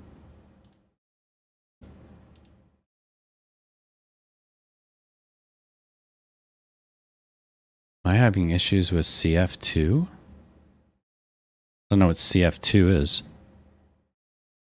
Looks like you're juggling a lot right now. CF issues on top of regular expression bugs. Sounds like a party. Need any help with either? Oh, Cloudflare? No, Cloudflare's fine for me right now. I haven't been doing anything with it yet. I will at some point. I want to use, they have a WebRTC thing, but I haven't used it yet.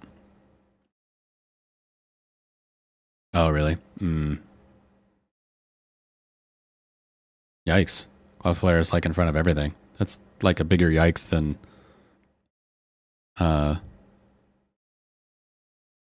AWS being down.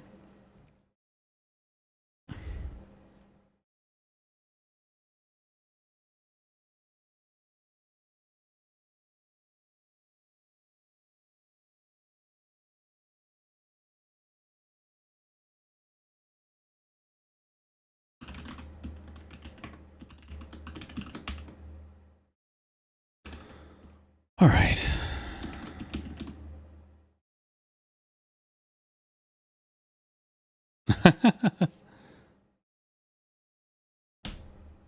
Oh, yeah. Thanks for the follow. Yes, I am working on WebRTC stuff. So what I'm trying to do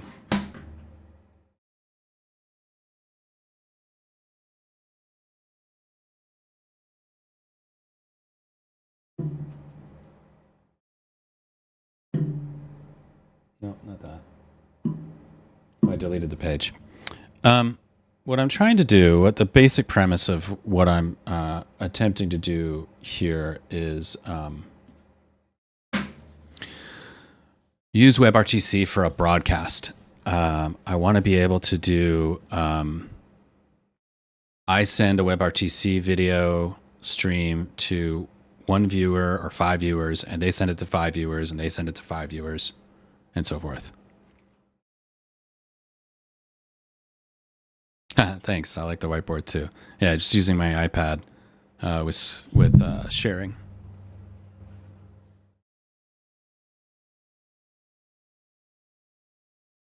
And I've got this bot that I was working on earlier that is a ChatGPT bot, but it's a little funky. It needs more work.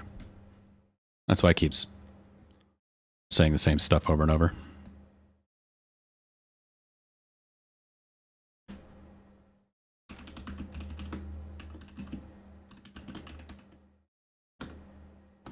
Oops. All right, so now I've got my snapshot. So I can iterate over the snapshot. So I don't need to throw this up here.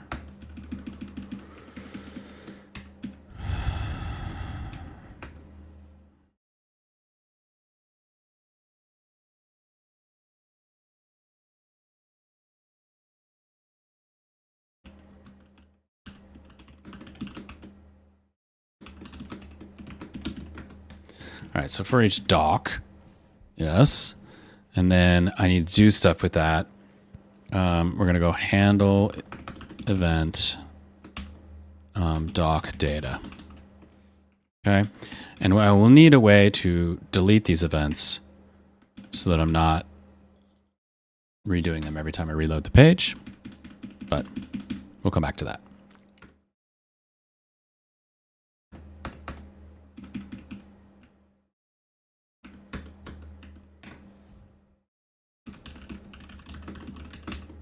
I don't think I need this to be an async function.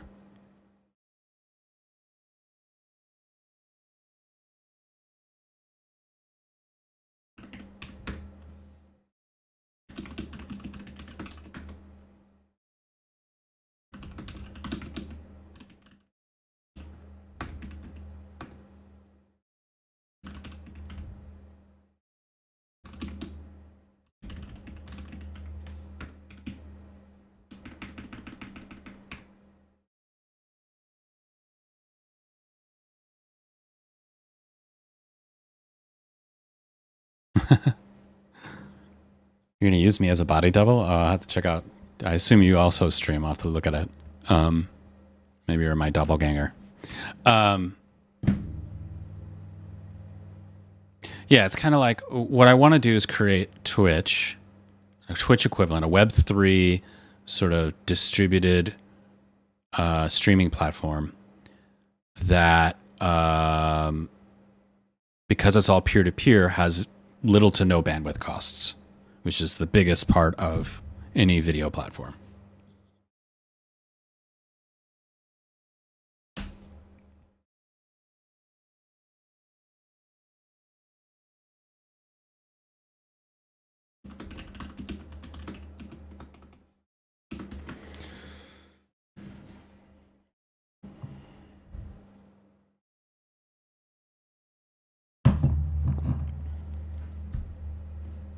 Yeah, cool. All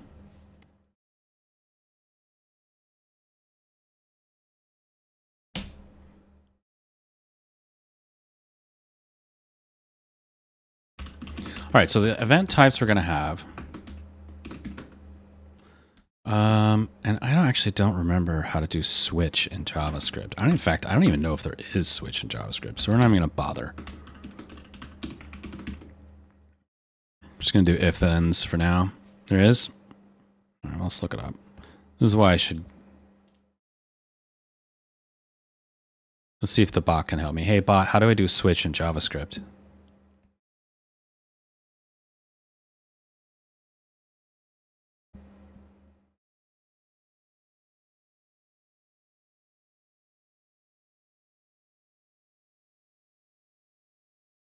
Okay.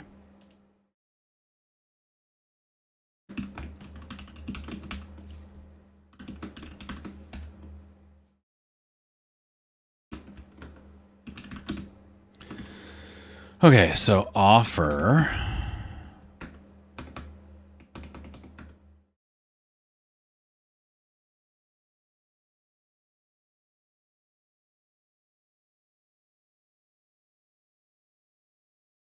And see, the tricky thing is going to be figuring out like, because there's one. So normally in every WebRTC example you see, one guy they both send offers and they both send answers because they're both sending video to each other. But in this case, I only want to send an offer and an answer. And so I gotta know like the role that I'm in.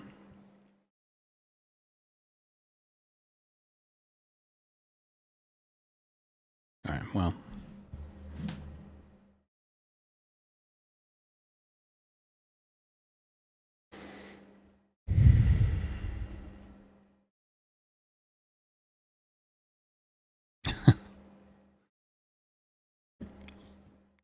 Yeah, I'm using Firebase.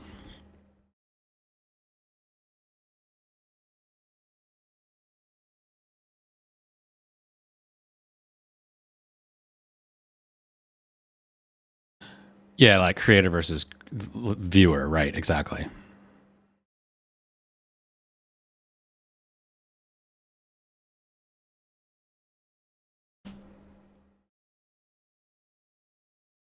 Oh, I see the TTS is also broken. I did all that work on TTS and it's broken. Also it's very noisy, the bot.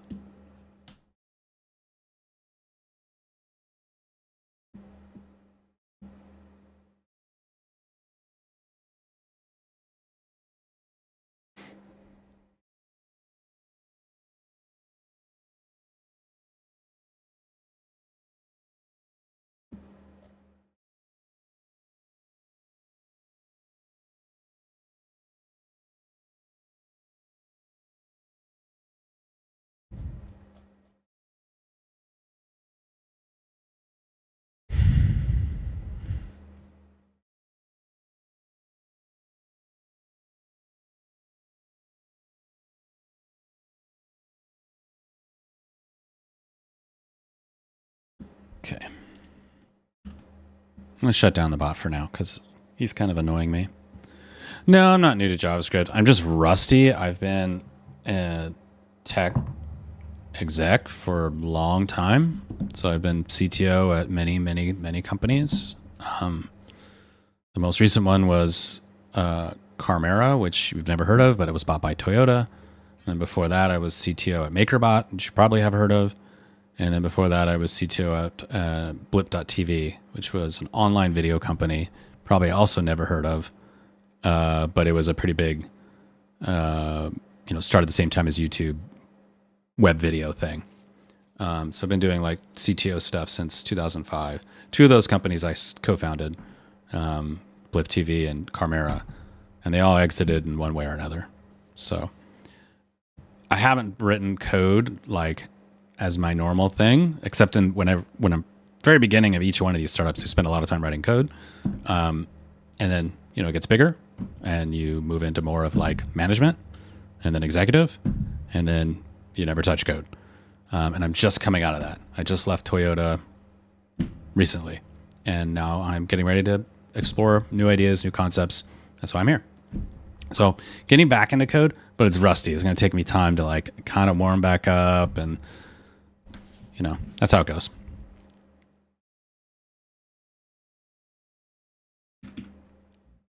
All right. So what I really am going to need. Okay. That's awesome. Congrats. How are you liking it? How are you liking running a company?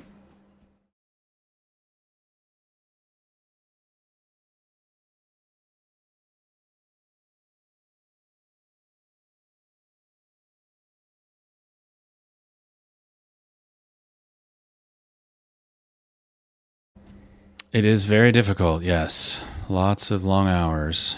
But yeah, it's very satisfying, very rewarding. And the thing I really like about doing my own companies is that I feel like when I'm working for someone else, I'm working really hard to make their dream come true. And when I'm working for myself, then I'm working really hard to make my own dream come true. And once you have a team, you're working really hard to make sure that your team is okay and you feel like really responsible for them, which is you know, very motivating. Don't worry about not having a clue what you're doing.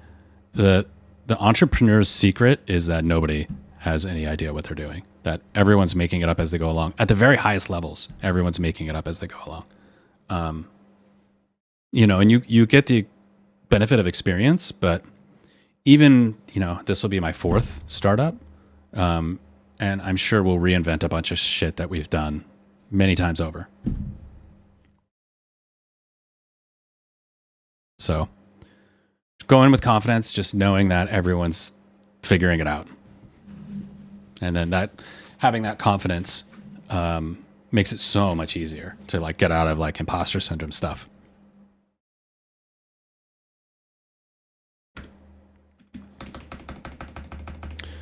All right, so what we're going to do, we're going to say var, we're going to say is,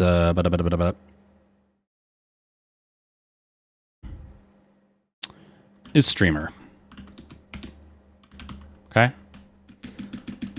Now, in our events, if we get an offer and we're the streamer, we don't care, right?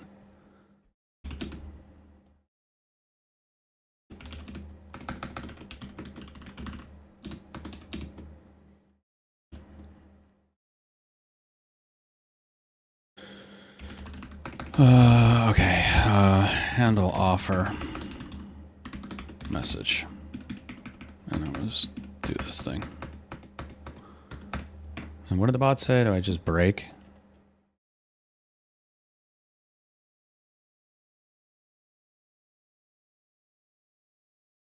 Yeah. Oop.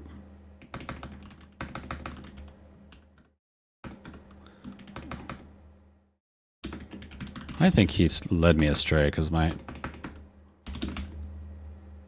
All right, so now if I get an answer, then break the new case, yeah. If I get an answer, I think both sides need that. So...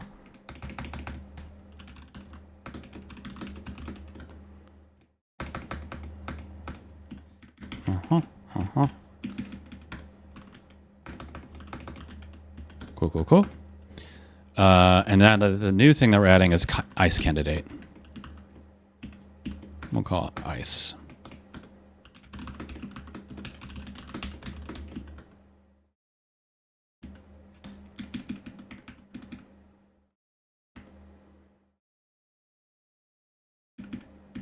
Is it going to puke if I don't give it a default? I don't actually need one, but...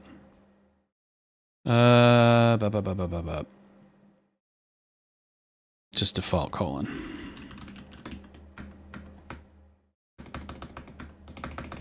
Autocomplete on this is being annoying.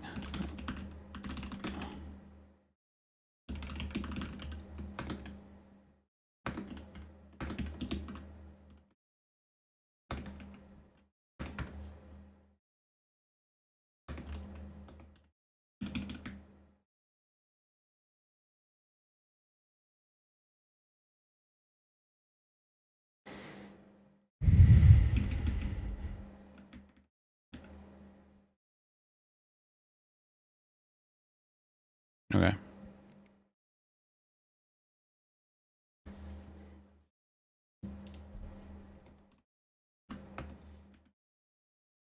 I'm going to refactor that later, but that's fine.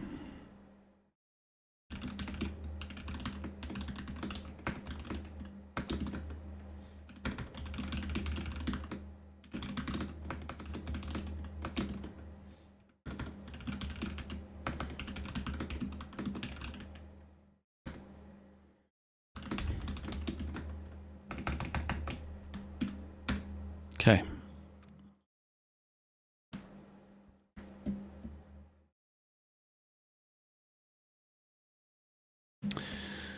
All right. Now the offer, what we need to do with an offer.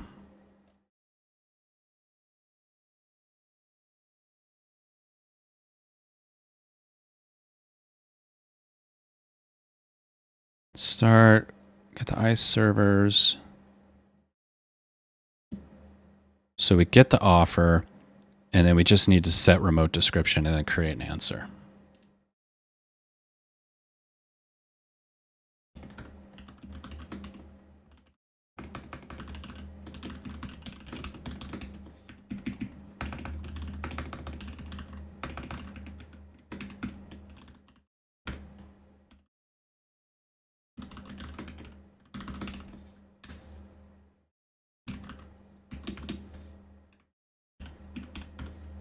Okay, create the answer.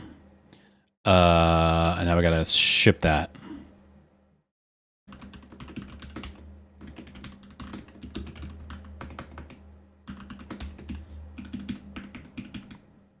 Okay, gross. Great. And then this is actually pretty similar, if I remember correctly.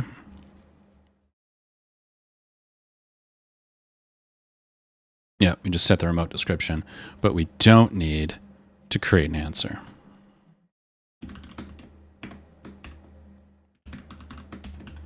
Oh, but for this one, when we create the answer, we need to set the local description to that answer.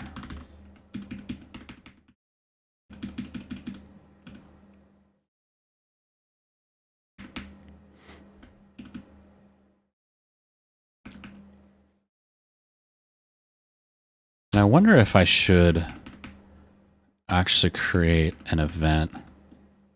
No, let's not do that.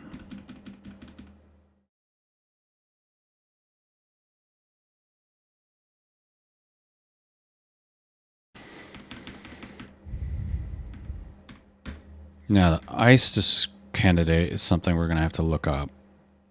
Come back to it.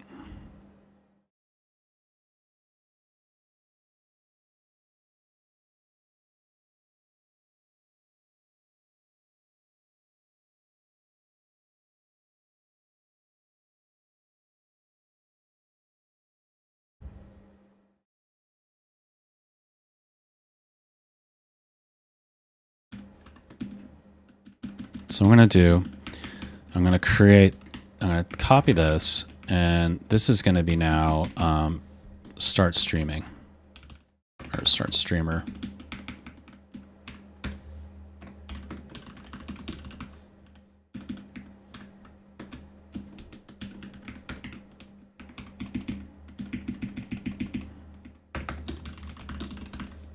Okay.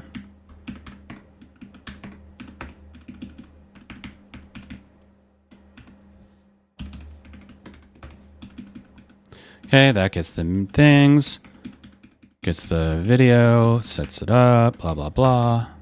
Okay.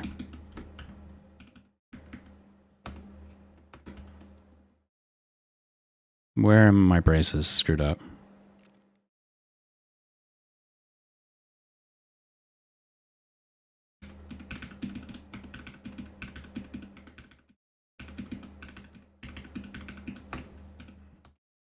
Okay.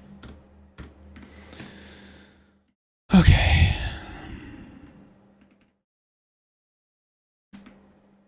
And actually, I'm going to take this out.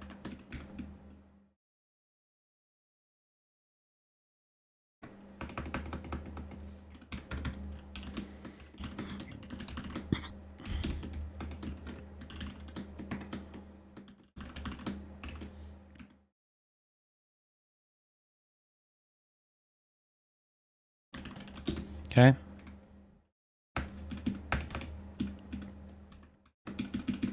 Don't need this stuff anymore. Okay.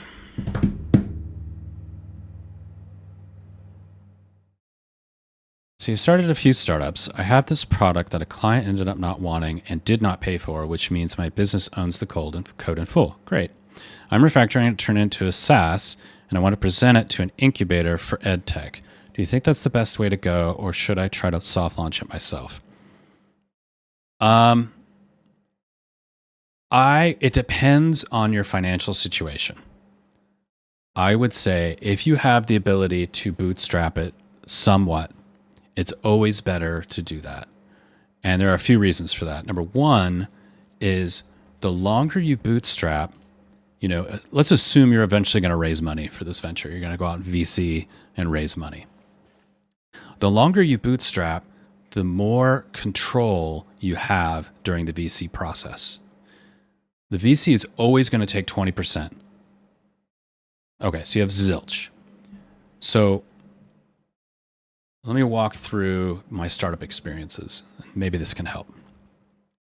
So when I started Blip TV, I co-founded that with 4 other co-founders, which never do that. Keep it to 2 or 3, not 5. But we co-founded it, and the way that we did it was nights and weekends for probably a year and a half. And what we would do is we would dedicate one night a week and one weekend day, Saturdays, to working on Blip.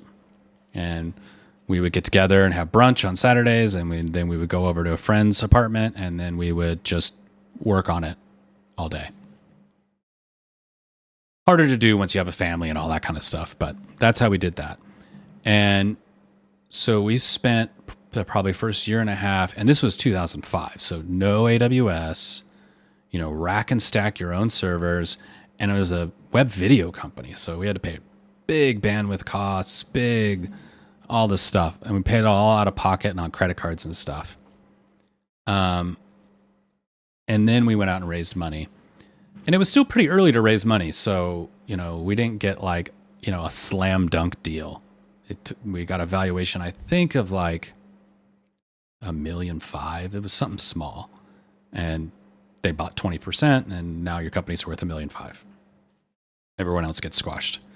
The MakerBot founders, I wasn't a founder there. I came in when they were very early on, and they initially were making 3D printer kits out of wood, and you would buy their 3D printer kit and you would put it together yourself. And it was a very problematic process. It was very difficult. And they were just transitioning away from kits to pre-made machines. They bootstrapped even longer, much longer. And Bree, one of the founders, would actually do things like host dinners at his apartment, where he would like charge people to come to dinner at his apartment, and he would use that to pay the rent. Like hardcore. They lived like hand to mouth for a long time. But they also had a business where they sold a physical product. And once it took off, once they started selling pre-assembled 3D printers, and it was right as the hype cycle was about to take off on 3D printing, and they started selling 3D printers, money started flowing. And so when they went to raise money, when they finally went to raise money, they didn't need it. That's the ultimate control. You can say, I could raise money, but I also don't need it. I could just keep going. It'll be slower, but I will be fine. And so they could totally turn the screws on the VCs and demand like high valuations and demand like, I want to take some money off the table and put it in my pocket and like all this kind of stuff. And they raised, I think, just 2 times. And in both situations, they didn't need it and they could totally control it. When I went out and raised, I didn't raise, so I'm always CTO, so I don't do any of the raising money stuff. But when I co-founded my second startup and the third startup I was a part of, Carmera, me and my co-founder decided that we were going to raise right away. And because we both had sort of a name, we were able to get a pretty good valuation. It wasn't like, unicorn kind of crazy stuff. It was, a few $1 million or something like this. I don't remember what. But we didn't have to give up like a ton of equity to get going. And then we raised, I think 3 times total. And then we exited to Toyota, and we still had pretty good equity when we exited, and it was a pretty good situation. So it can really be the mix. But the lesson learned from all of those is the more you're able to fund it out of pocket and the longer you're able to do it out of pocket, and the more you're able to prove that this is a business that's going to work, and the less risk that the VC has to take, the more you're in control of the terms, basically. So that would be my advice. If you can keep going with the SaaS business, especially if it's like already a business and it's like doing things, then I would keep going for as long as you can. Now, SaaS is very particular in the VC world. I don't know if you're planning to raise. You said incubator, so yes. There are really well-known economics for SaaS businesses. They're very like well-known and repeatable. So you want to make sure you understand those and know them inside and out so that when you do go out, you can say like, here's how my SaaS matches up with the economics. And they'll want to know like how many users you have, what's your acquisition cost for a user, what's your churn rate, like it's very like cut and dry. So SaaS businesses in a way are actually kind of difficult because it's very hard to raise on the dream, right? Like all of my businesses have been at the very beginning of the hype cycle. So web video in 2005, like when YouTube was brand new, like YouTube was a dating site when I started Blip TV. If you go on the Wayback Machine and you go to the very beginning of YouTube, it was a dating site. And we were starting off as a video blogging site. Then MakerBot, obviously, super hype cycle, like 3D printing, very beginning of 3D printing. It basically kicked off that hype cycle because they took patents that were expiring and ran with them. And they took RepRap, which was like the open hardware project that was a mess and very difficult. Nobody could get it to work, and made it like a good product. And then Carmera, my last company, was self-driving. And self-driving when it was still like kind of at the beginning of the hype cycle, and everyone was very focused on we need maps at scale. And we didn't have a good way, like people were making HD maps, these really cumbersome HD maps with LiDAR and all this kind of stuff. And we figured out how to do it with cameras. And we put cameras on top of like regular old cars, like companies that had small to medium-sized fleets of like delivery vans and things. We would put a cell phone in a box, in a 3D printed box on top of their car and wire it into the vehicle. And as they're driving around, we would collect data, and then we could use that to keep a map up to date or create a map or do all kinds of stuff. And they would let us do that for free because they would get access to that same data for liability. So if they had like a parking ticket, a moving violation, any of that kind of stuff, they'd go back and look at the data and say, oh, look, I didn't actually hit the guy. It was this other thing. This parking ticket is bogus. Or they could say, look, driver, here's how you should have handled this. It could be an education thing. And so it was like this symbiotic relationship. It was great. And then Toyota bought it.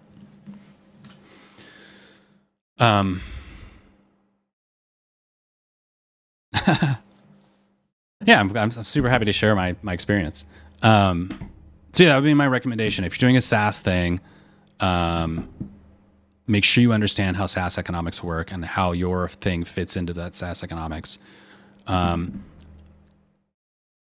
Incubators are great, especially because they give you access to people, but they also come with a high cost in terms of equity. They will demand a lot of equity. So if you have like, again, bootstrap or friends and family around, might be better. But it's really up to you. There's no right answer or stories to fit every variation, but that's my experience.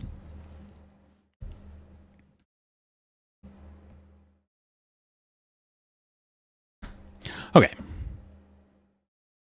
So, where were we? We were setting up our offer.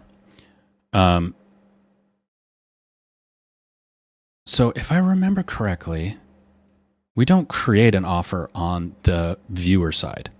So we're going to take this and put it in here as well in the start streamer.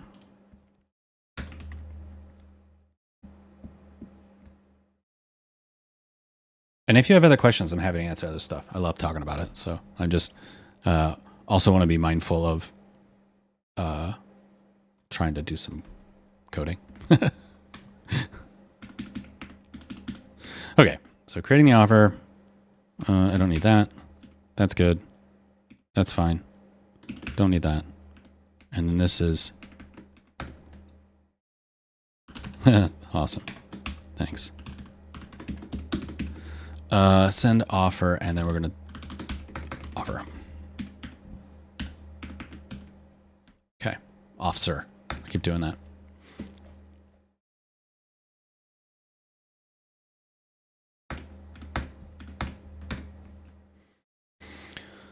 Okay. Oh, and that's actually, oh, right. Mm-hmm. Okay.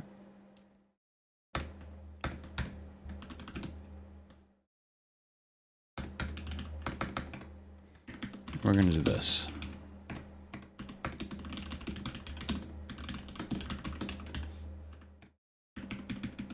Okay.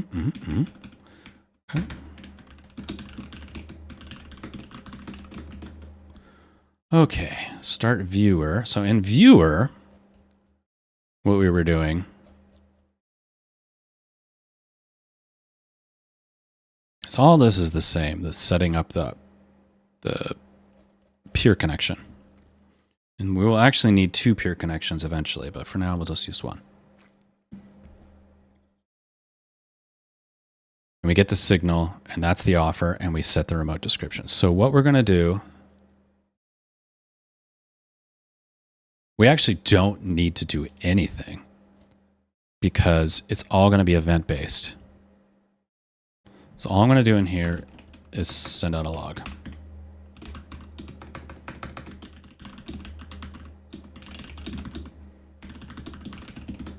Okay.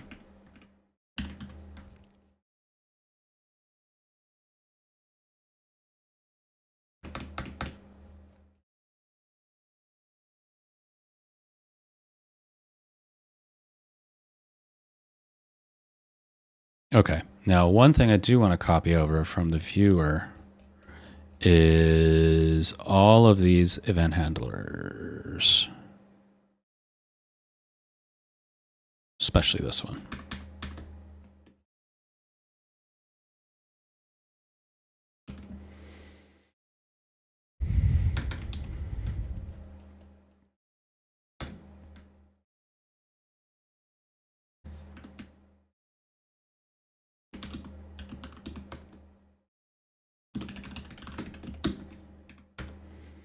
Okay, and then this is send event, ice.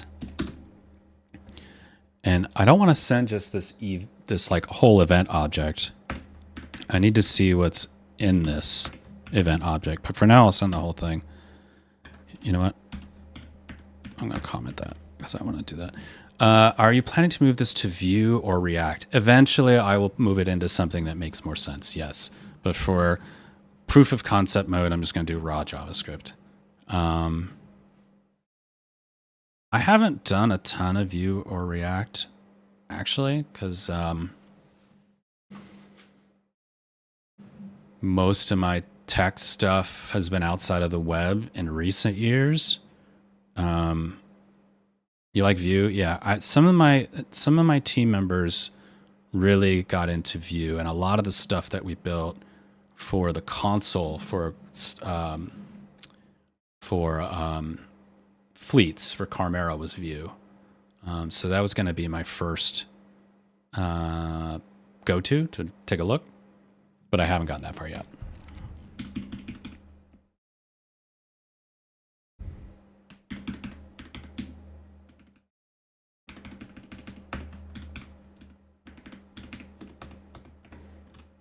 Oops.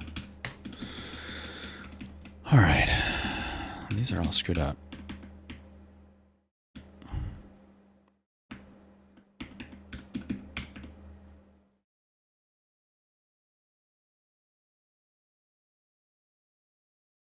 Yeah, I've seen a little bit of Flutter. I haven't done any directly. So that Flutter is also used a lot in automotive.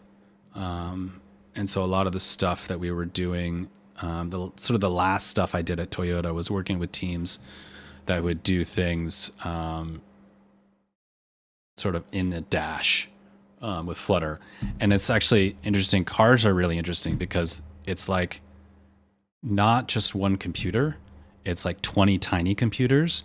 and they all talk to each other through like a hodgepodge of signals, and it's a mess. And all of those little 20 computers are each made by various vendors. They all build to a spec in isolation, and then they bring it all together.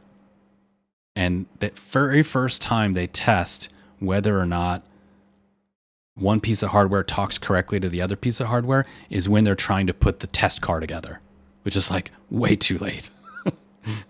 And so some of the stuff we were working on is trying to solve that problem, is make it so that when they're building software, they're doing this what's called cross-domain testing much, much earlier.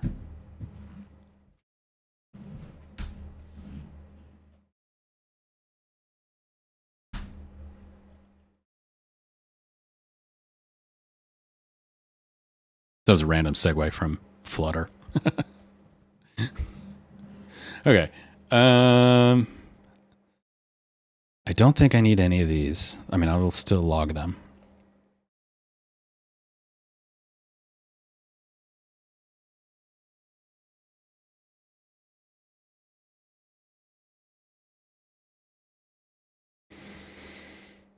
Okay.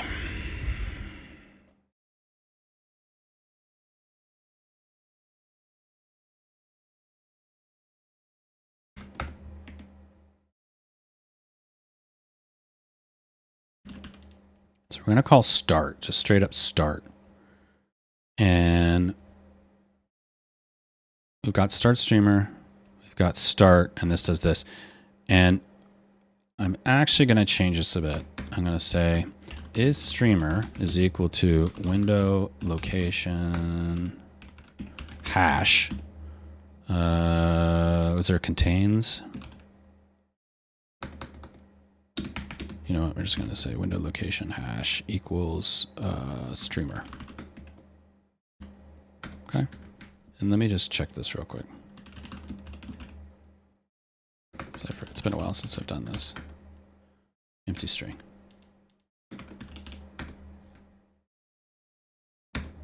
Oh, it's got the hash in it. Okay.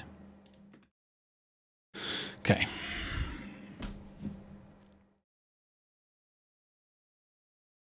All right, let's see what it does. Probably going to break. Okay.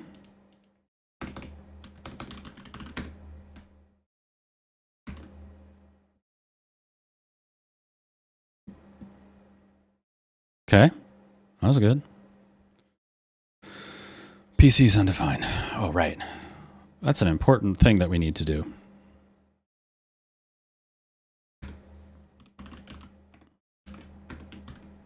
And is that also async? Pretty sure it is. Yep.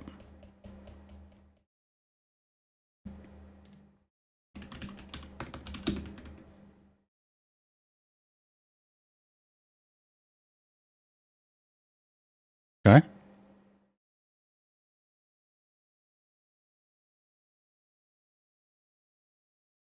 Okay. Got ice candidate, and inside got ice candidate event is candidate. Inside candidate. Can I just put that? Oh, look at that. That's cool. Oh, some IPv6, huh? Sure. Sure. Yeah, hit me up on IPv6. Okay. So I think what I need to send is the candidate.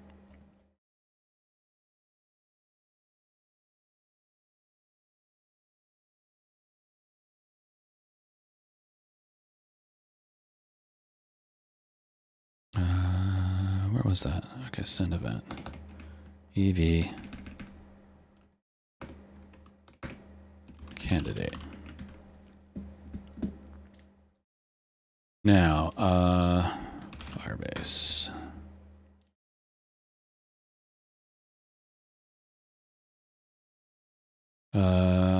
Database.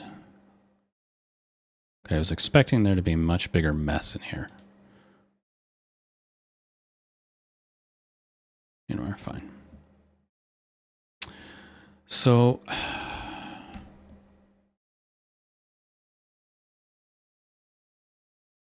need a quick way to clear this.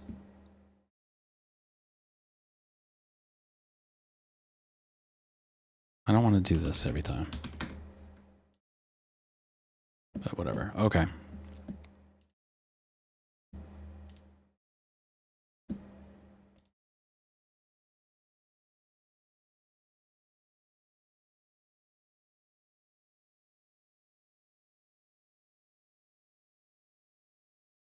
Okay. I did not initialize database. Oh, because I never called init. That's important.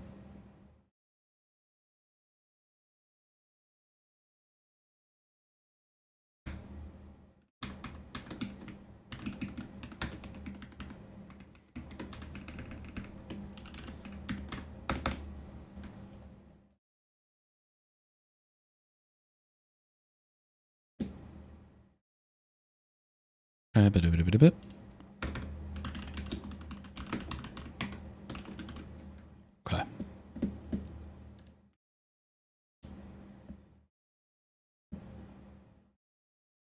Add doc call with invalid data. Custom RC.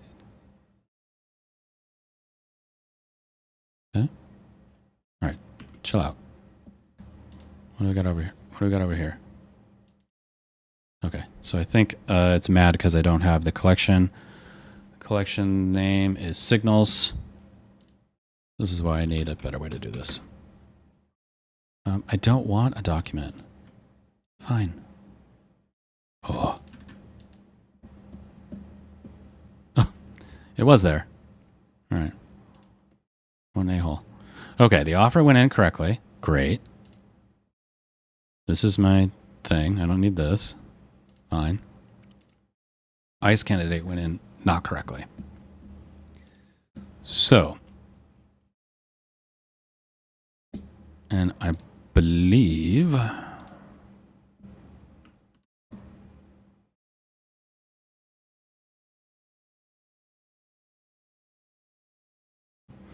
So I think the problem is that I can't just like blast this.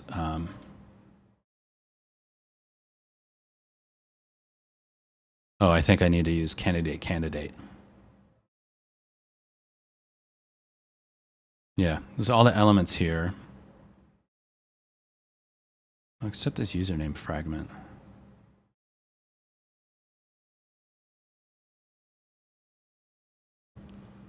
All right, well, let's try that. Let's see if that does.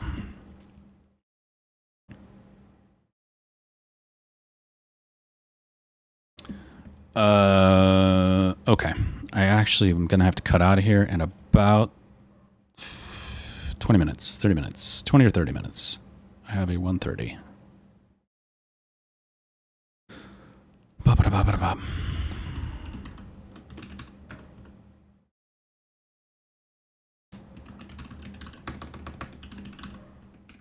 Okay.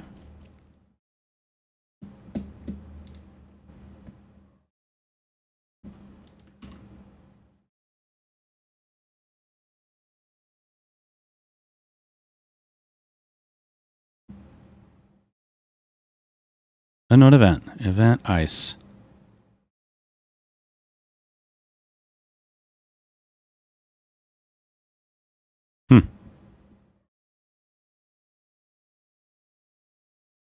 Okay. Yeah. It is for my Switch, yeah. Oh. Handle event. Oh, wait. Oh.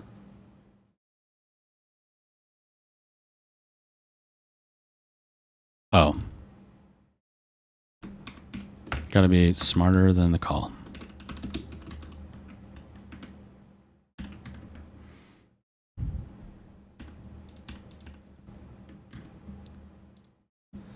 Being super inconsistent on my semicolons.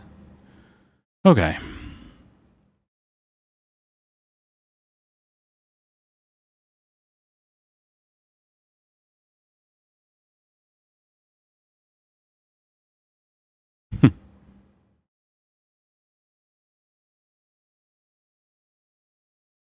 Yes, green is what we're after.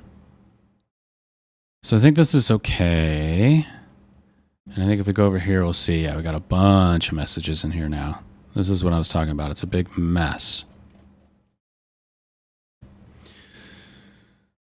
So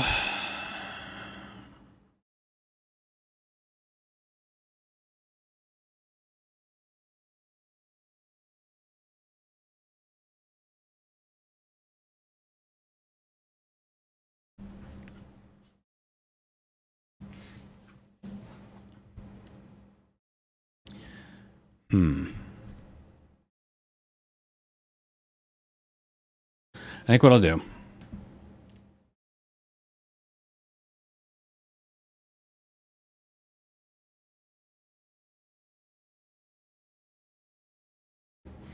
yeah, start streamer. And we're going to wipe that collection here. DB collection signals.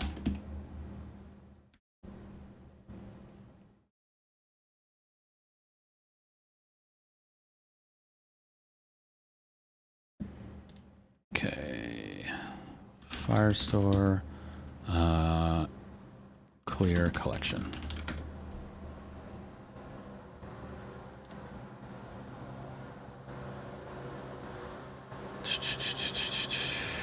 Cool. No. Do I have to iterate? Really?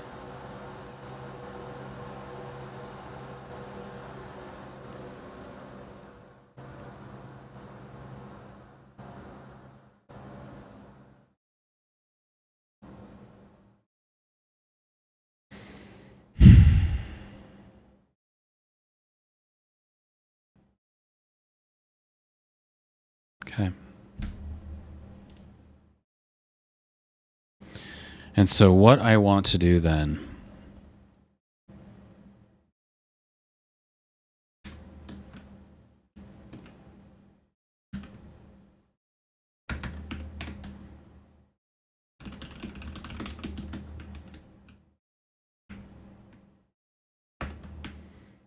and this does not need to be async. And then we're going to go function clear, clear events.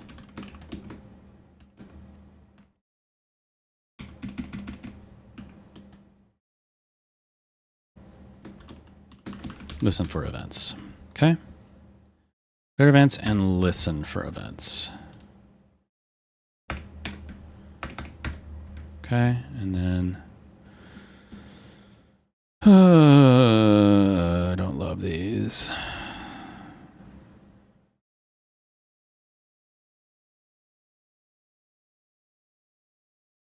But out of all these, I think this one's probably the best.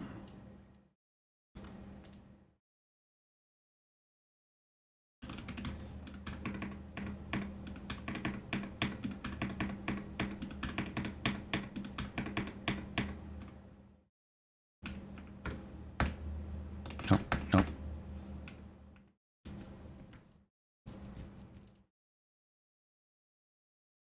That needs to be there. Oh, there you are. Ah, okay. There you are. Okay.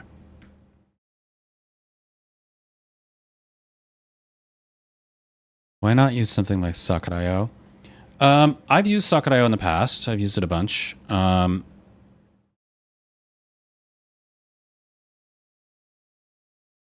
It's a chicken and egg thing. So this is supposed to be peer-to-peer. So there needs to be like a central signaling exchange. You could use Socket.io, and I could just like keep the signals in memory and just pass them along to whoever connects it. I'm using Firestore because it's fast and easy for me to do. I could move to that at some point. Yeah, there's no reason why not.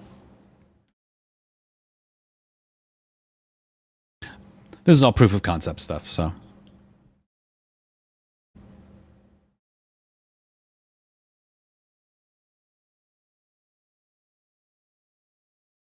Okay.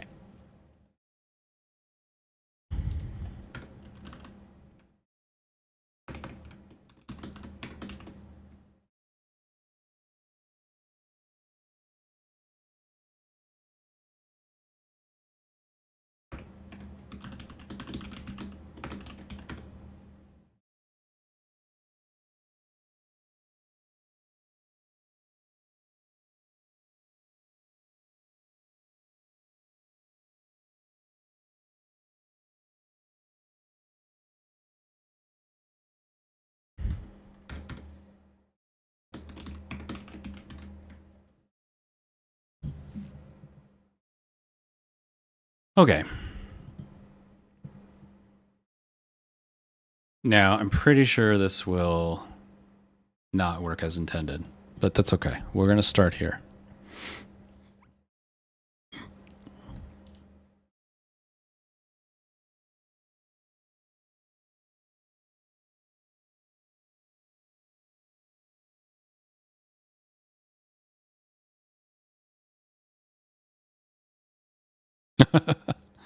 Oh, a lot of messages. That was pretty cool, though. Okay.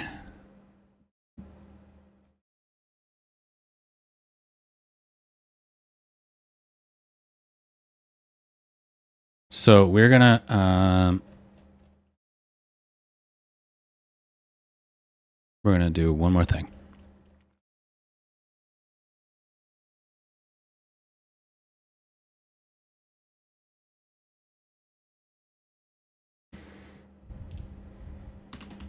Oops.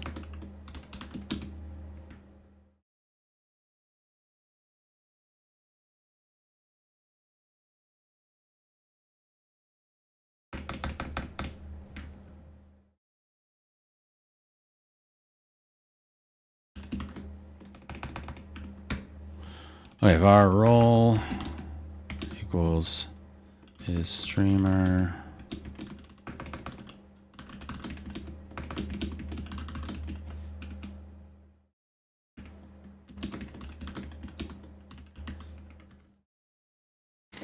Okay.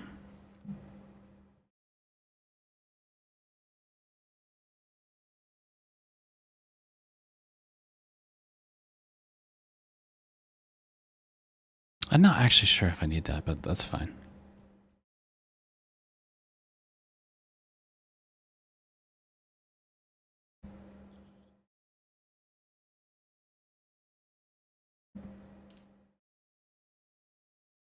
Just thinking through stuff right now.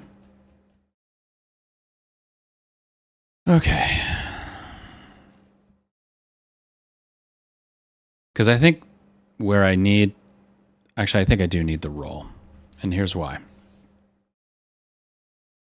When I'm handling the ICE candidates, I don't want to add my own. I want to add the ICE candidates of the peer that I'm trying to connect with. And I'm pretty sure you do that on both sides. So it's something like this. Let's go look it up.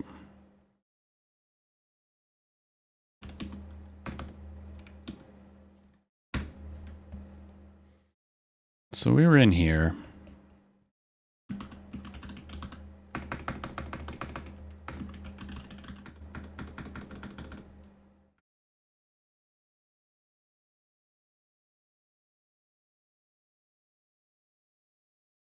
Oh, look at that. The username of the person with whom negotiation is underway. The server only missed this user only. Okay.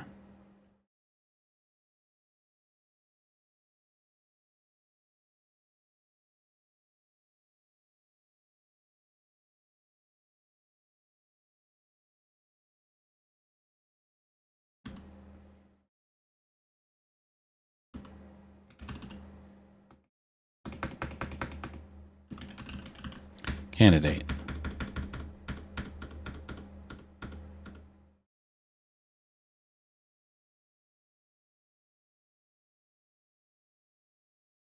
An ICE candidate event is sent to the RTC peer connection to complete the process of adding a local description using PC let local description offer. Once the two peers agree upon a mutually compatible candidate, that candidate's SDP is used by each peer to construct and open a connection through which media begins to flow.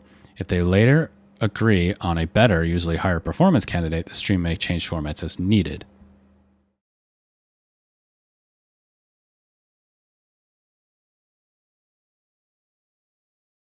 Add ICE candidate. The important thing to note is this. The only thing your code is responsible for doing during ICE negotiation is accepting outgoing ICE candidates from the ICE layer and sending them across to the signaling connection to the other peer when your on ICE candidate handler is executed, and receiving ICE candidate messages from your signaling server when the new ICE candidate message is received, and delivering them to your ICE layer by calling add ICE candidate. That's it. Yeah, it will handle figuring it out.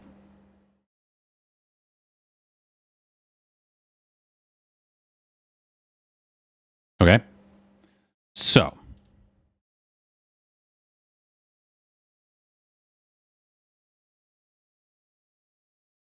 what I need to do here, so handle event does need role. Role equals data role. And I'm going to pass it over here, role. Okay.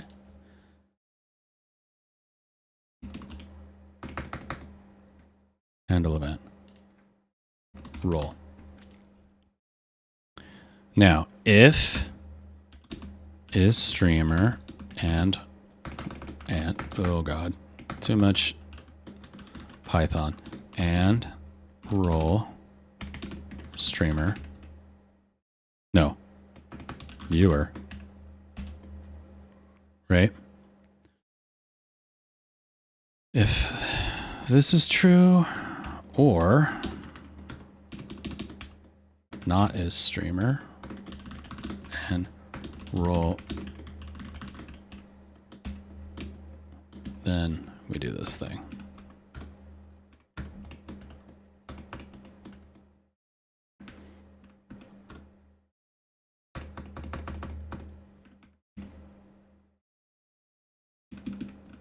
Fine.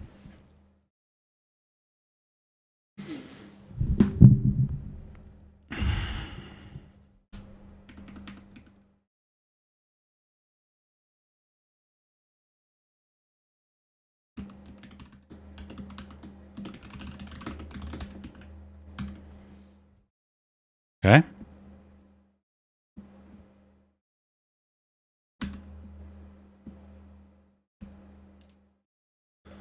Okay.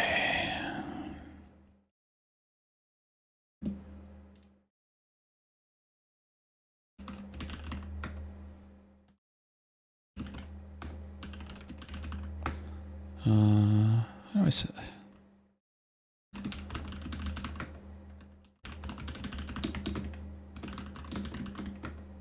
Okay. Rusty. All right, so what we're going to do.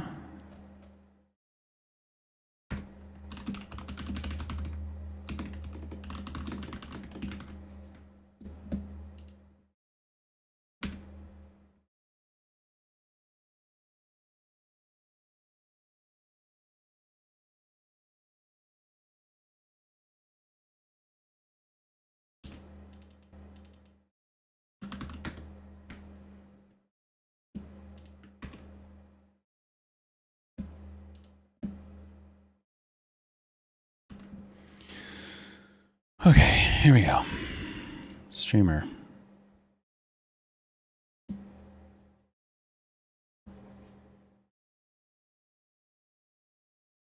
That I can handle. Ooh.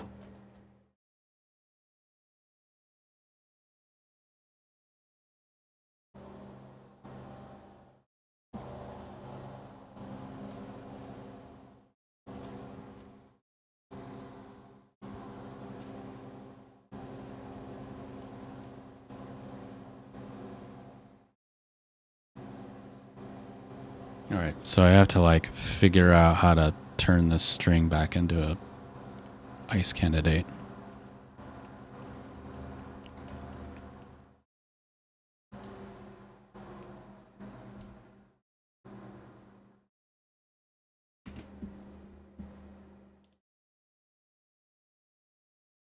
I want to check something real quick.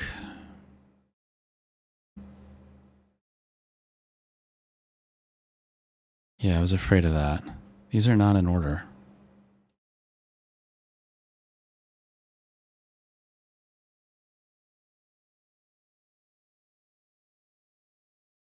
And actually, I don't see the offer at all. Just the ice candidates. So I need to fix that. All right. I got a BRB. I got a 1 second. Do it. Do it.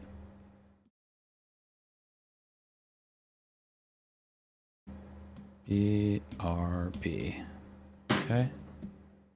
And there. All right.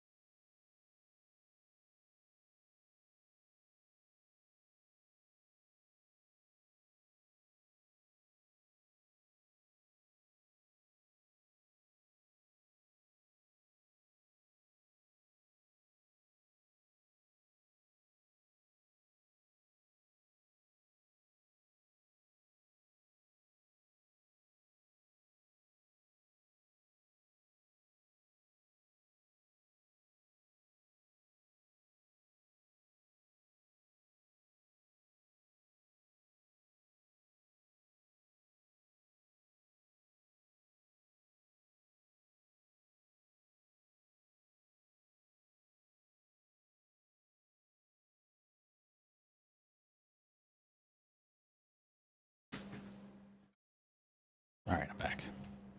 All right, I'm going to have to knock out here in a minute because I got a call. Okay. Oh, I'm all tangled up. Look at this. There we go. Great. Whew. This one. Where was I? Today. Okay. Where was I? Ah, yes. So, don't think I ever sent the offer.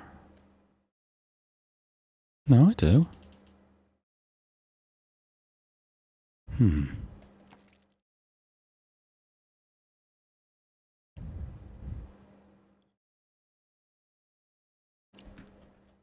Hmm. And I send the answer too, right?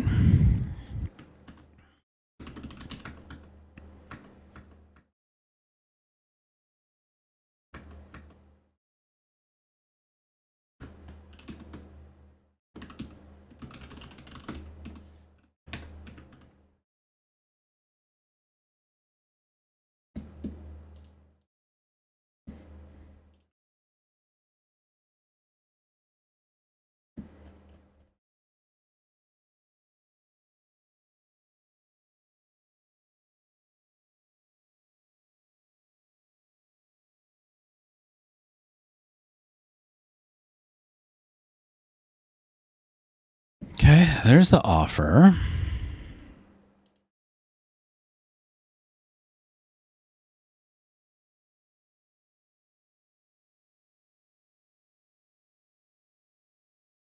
I mean, these should be in order, right?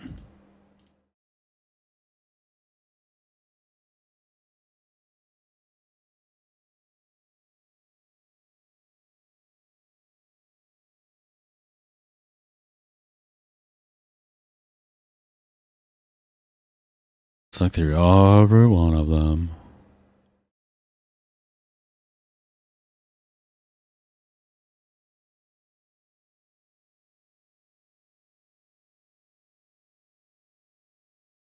No, just ice. What the chuck? Fuck.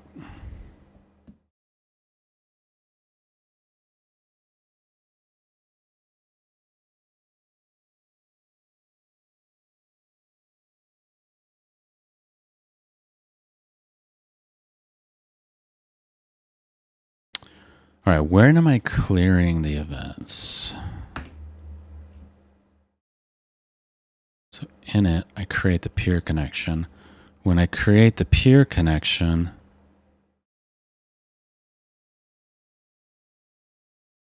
no, I don't create the offer then, right? I clear the events here. Maybe I've got a race condition. So let's do it like this.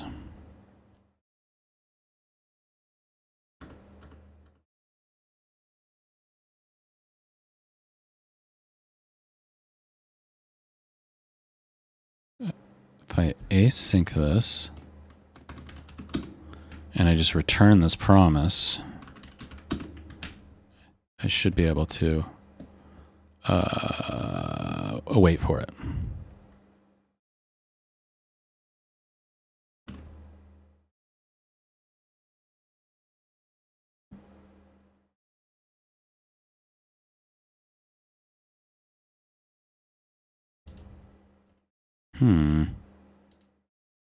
All right, we're gonna use a bigger hammer.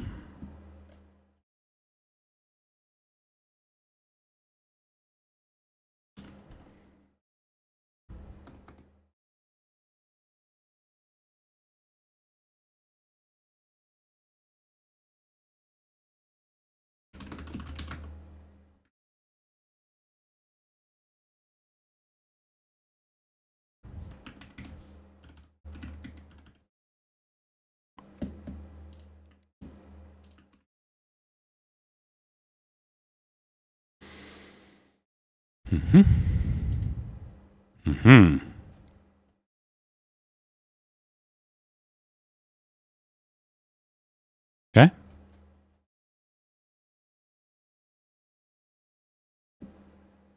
So just coming through.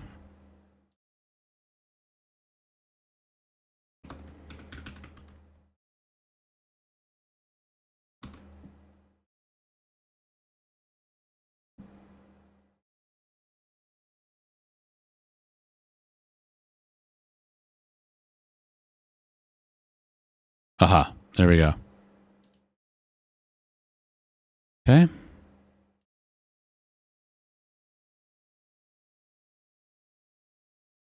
Oh, right.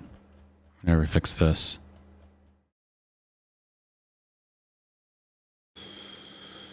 Okay.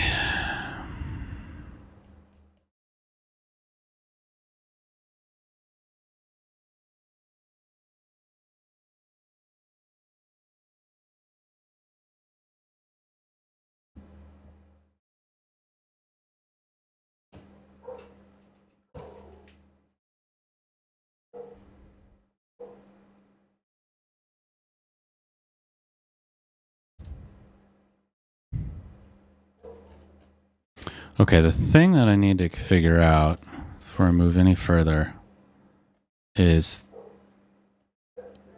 you know, I get this ICE candidate.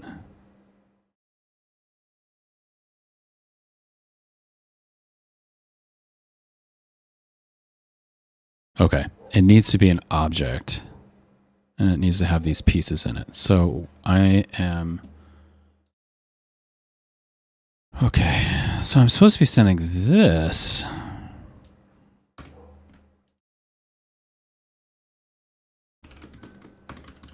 I don't think I have to stringify. But, oh, I gotta go. I gotta go. Last test.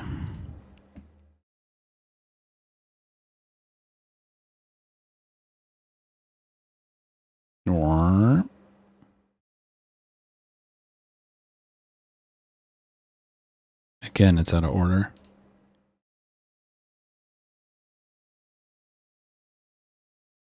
Okay. We're going to come back to this. Not a problem. I think it's some minor stuff. I'll tweak on it. I might tweak on and off stream and see if I can get to a point where this is further along before I jump back on tomorrow. But yeah, thanks for tuning in. Thanks for saying hello. Glad for a new follower. Excited.